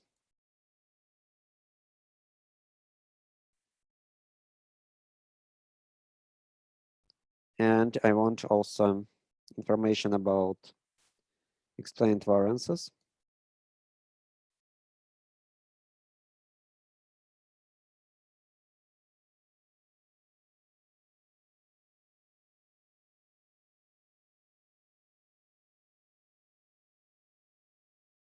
And you can draw a figure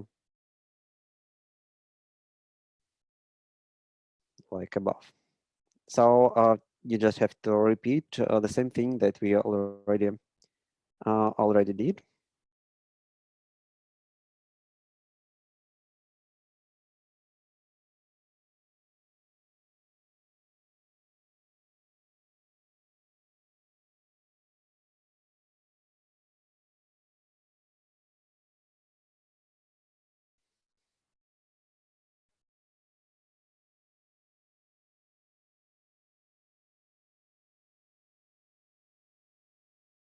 So please try to do these parts and let me know if you have any questions. Actually, you definitely can do these two parts because it doesn't need to use any function other than pure comp. And you can do it and you can try to explain at least to look at the coefficients. And then we will draw some figures.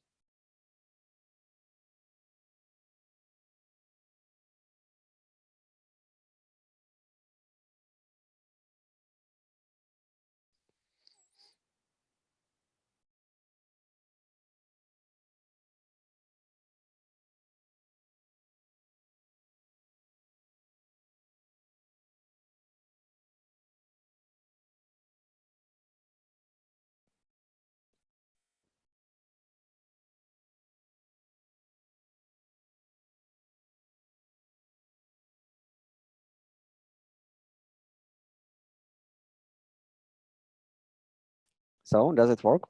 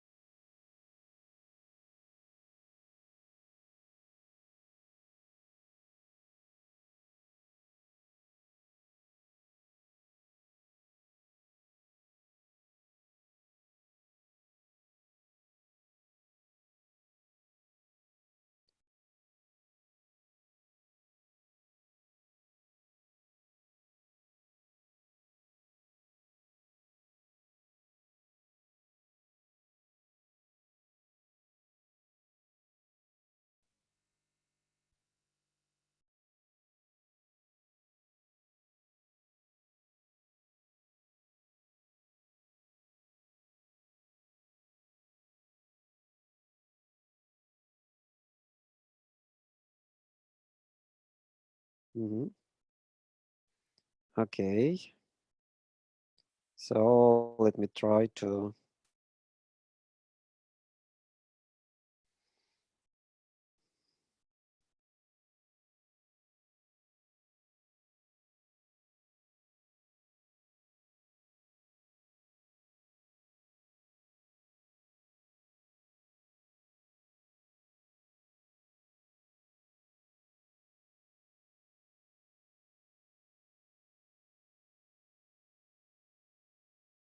Okay, I have to select everything except word.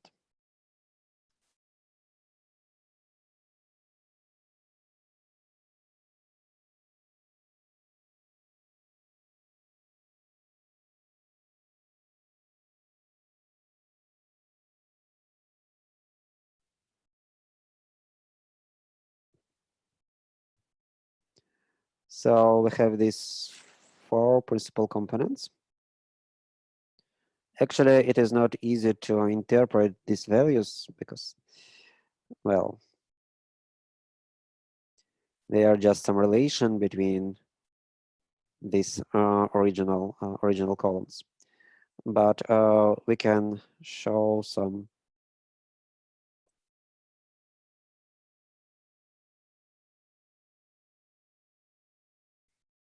if I draw summary, then I will get this information about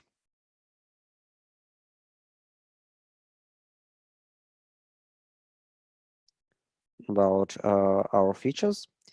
And I can also draw in the same way as previously. I can draw auto plot fit. And let me use some parameters.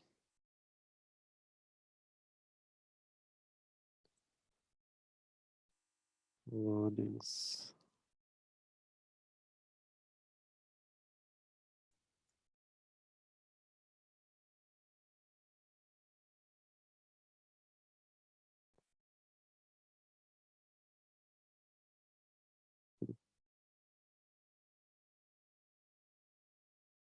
Label.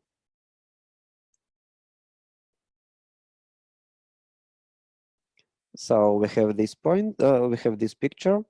It is also not very interpretable, but at least we see that that these vectors are more or less correlated, and this is somewhat different. And we can also put here, instead of our dots, we can put the corresponding words, and we can do it using this function.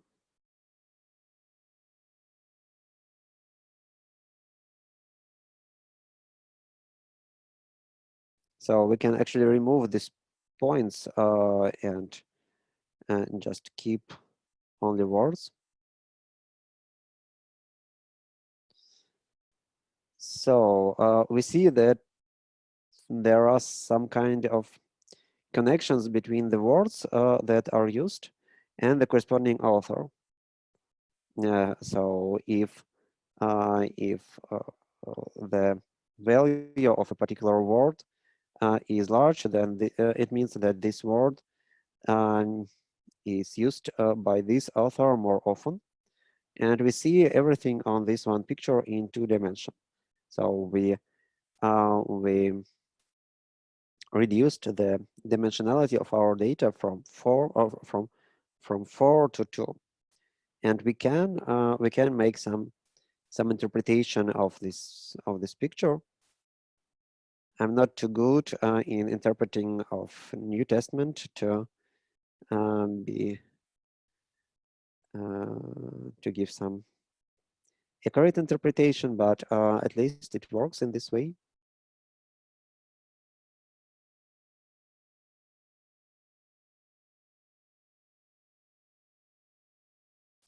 So actually, I like this picture.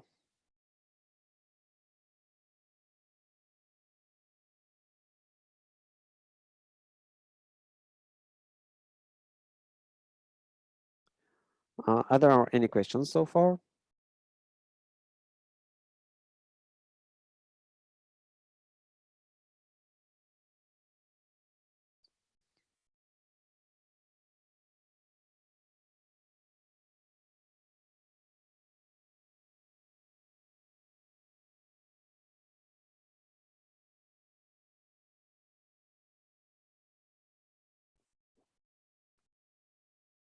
Okay, yeah, actually, I recalled that there is one thing that I forget about.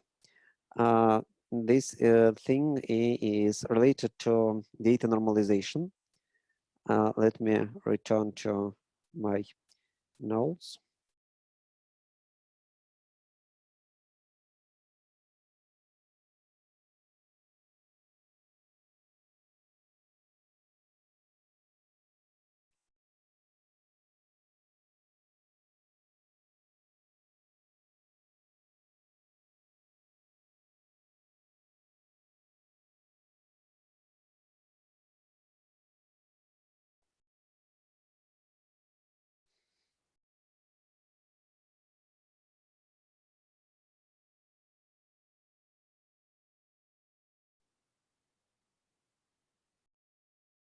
So let me return to a two-dimensional example. And actually the example that we already discussed when we have something like this.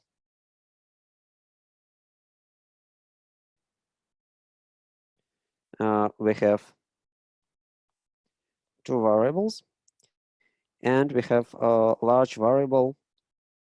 Sorry, we have a variable with large variance and another variable with small variance. In this case, if you have this relation between variances, principal component analysis gives you some principal components that are like this. And in this case, x1 is included into first principal component with larger weight. So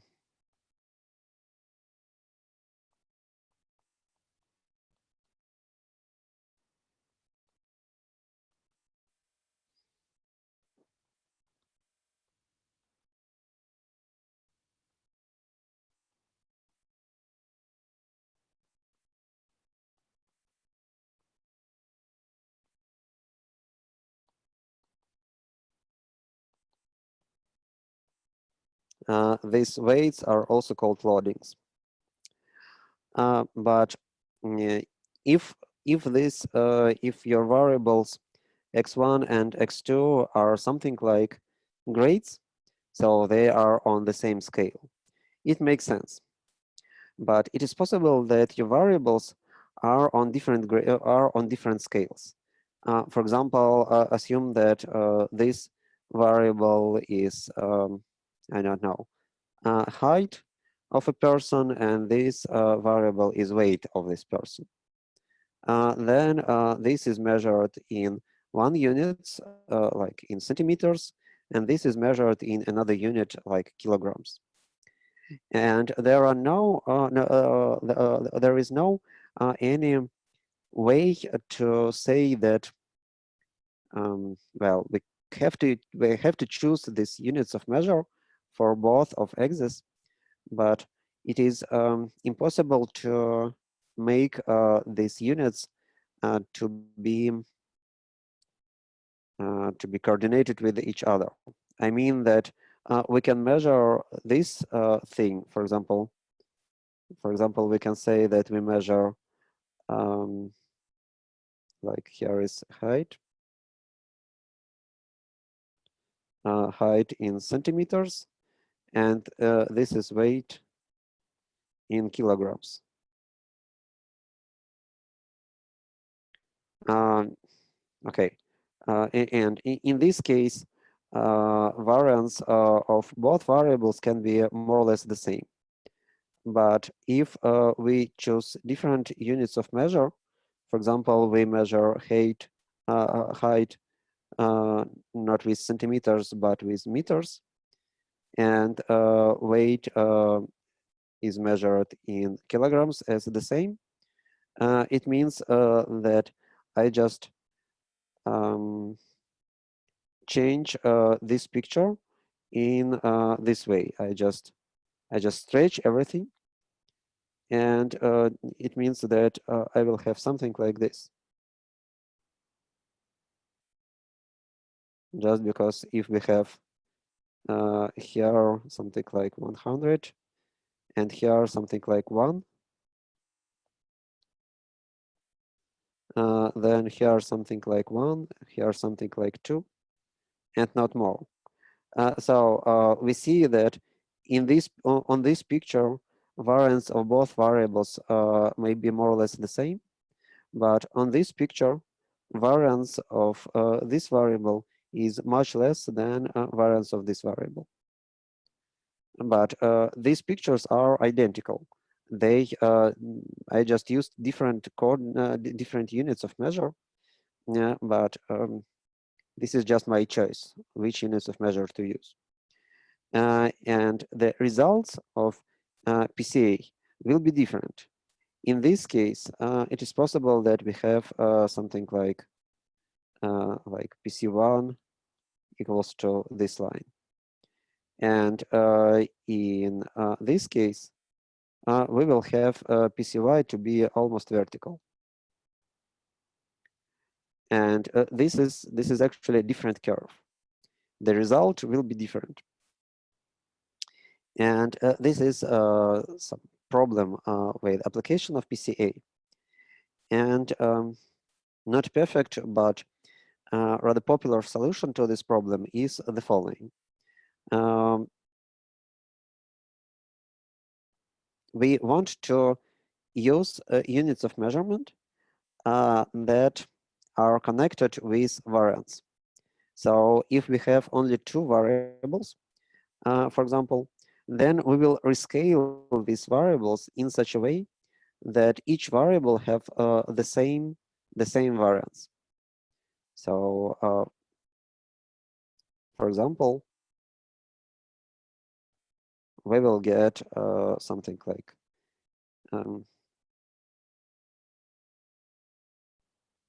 so basically, if you apply this normalization to this picture, you will get this picture. You will expand this this variable in such a way that you have more or less the same variances. This is called normalization. And the idea is to apply this normalization before you do principal component analysis. For 2 variables, it means that you will get not very interesting results, but it is applied for cases when you have a lot of variables, and so it gives you some more meaningful results.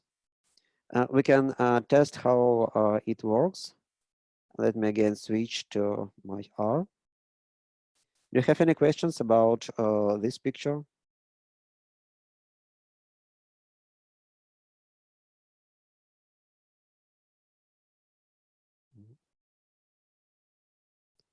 Then let us switch back to R.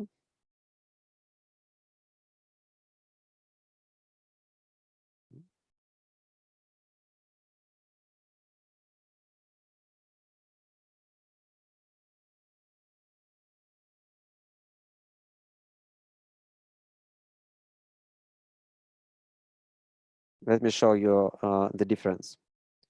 Assume that I create just 2 numeric variables, like normally distributed.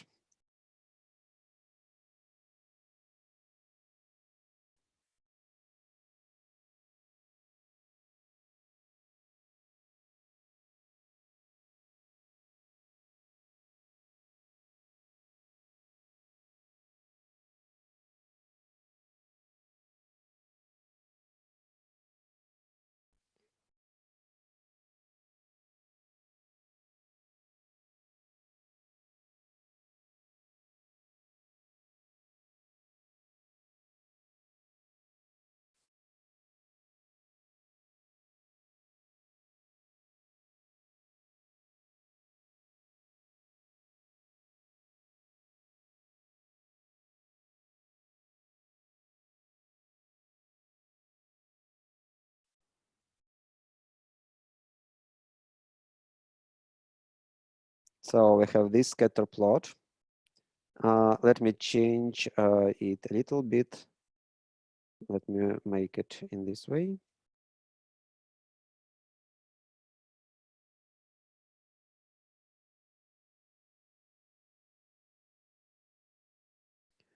So you see from this scatter plot that y changes from like negative something to negative from like -6 to 8.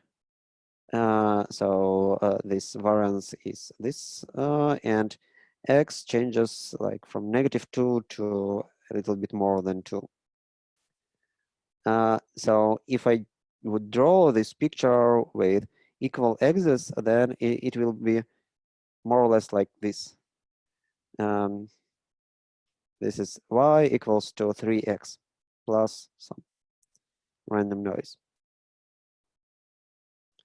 Then if I apply principal component analysis to my data set, and I will not scale it, what will we expect? Which variable will be included with larger weight into first principal component? What is your expectation?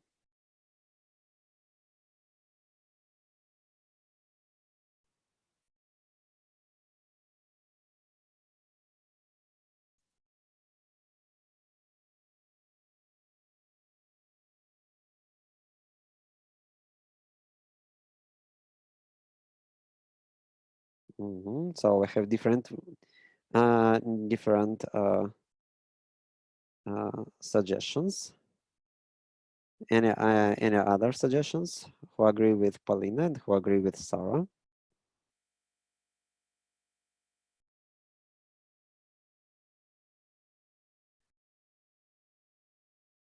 So if I draw this picture on with equal axes, it will be drawn like this, because I have larger variance on y, so it will be like this.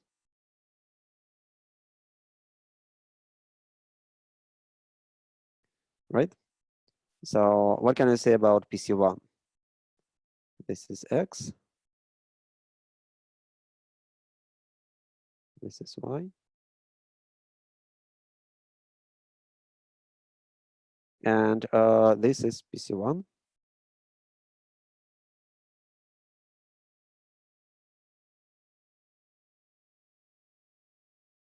So you see that it is more in agreement with y. So y will be included with larger weight.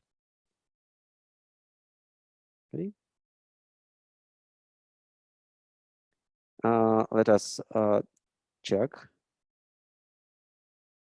So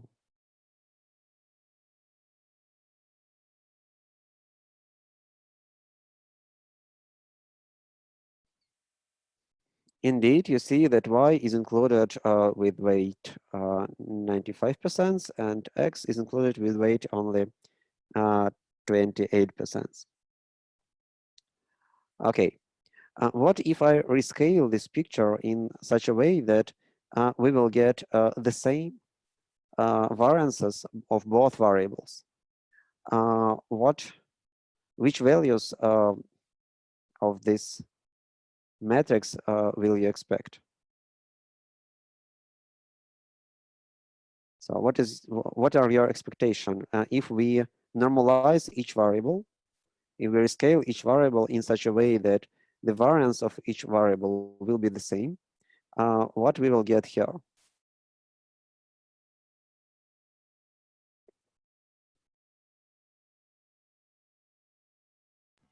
Fifty-fifty. Yes, mostly. Not exactly 50-50, because these values should not sum up to 1, but their squares should sum up to 1. So we will actually get this value.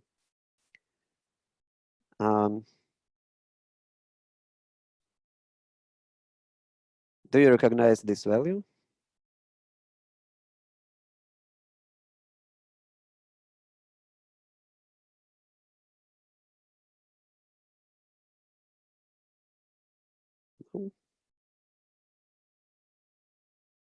This is square root of 1/2. And this is actually an exact value. So in 2-dimension, if you scale your coordinates, then you will, in any case, you will get this result. Just because in 2-dimension, it means that if you scale your coordinates, you will get just a line like y equals to x, and this line corresponds to these values of just principal component.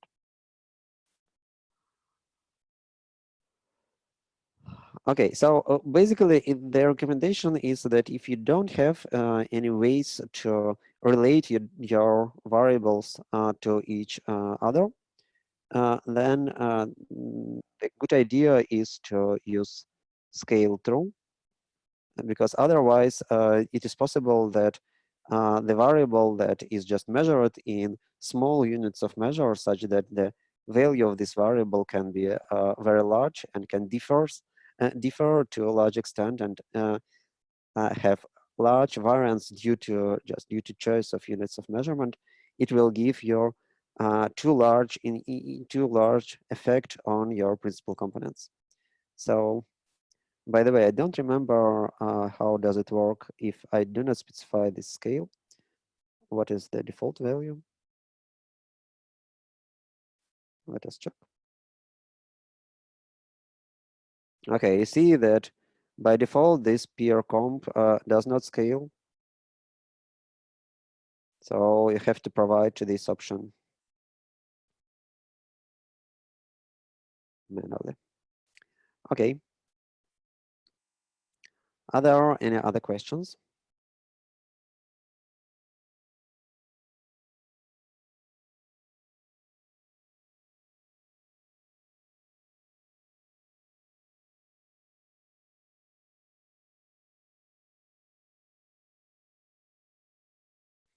Okay, so now if you have multidimensional data and you want to visualize it, you can try to use principal component analysis and look what happens.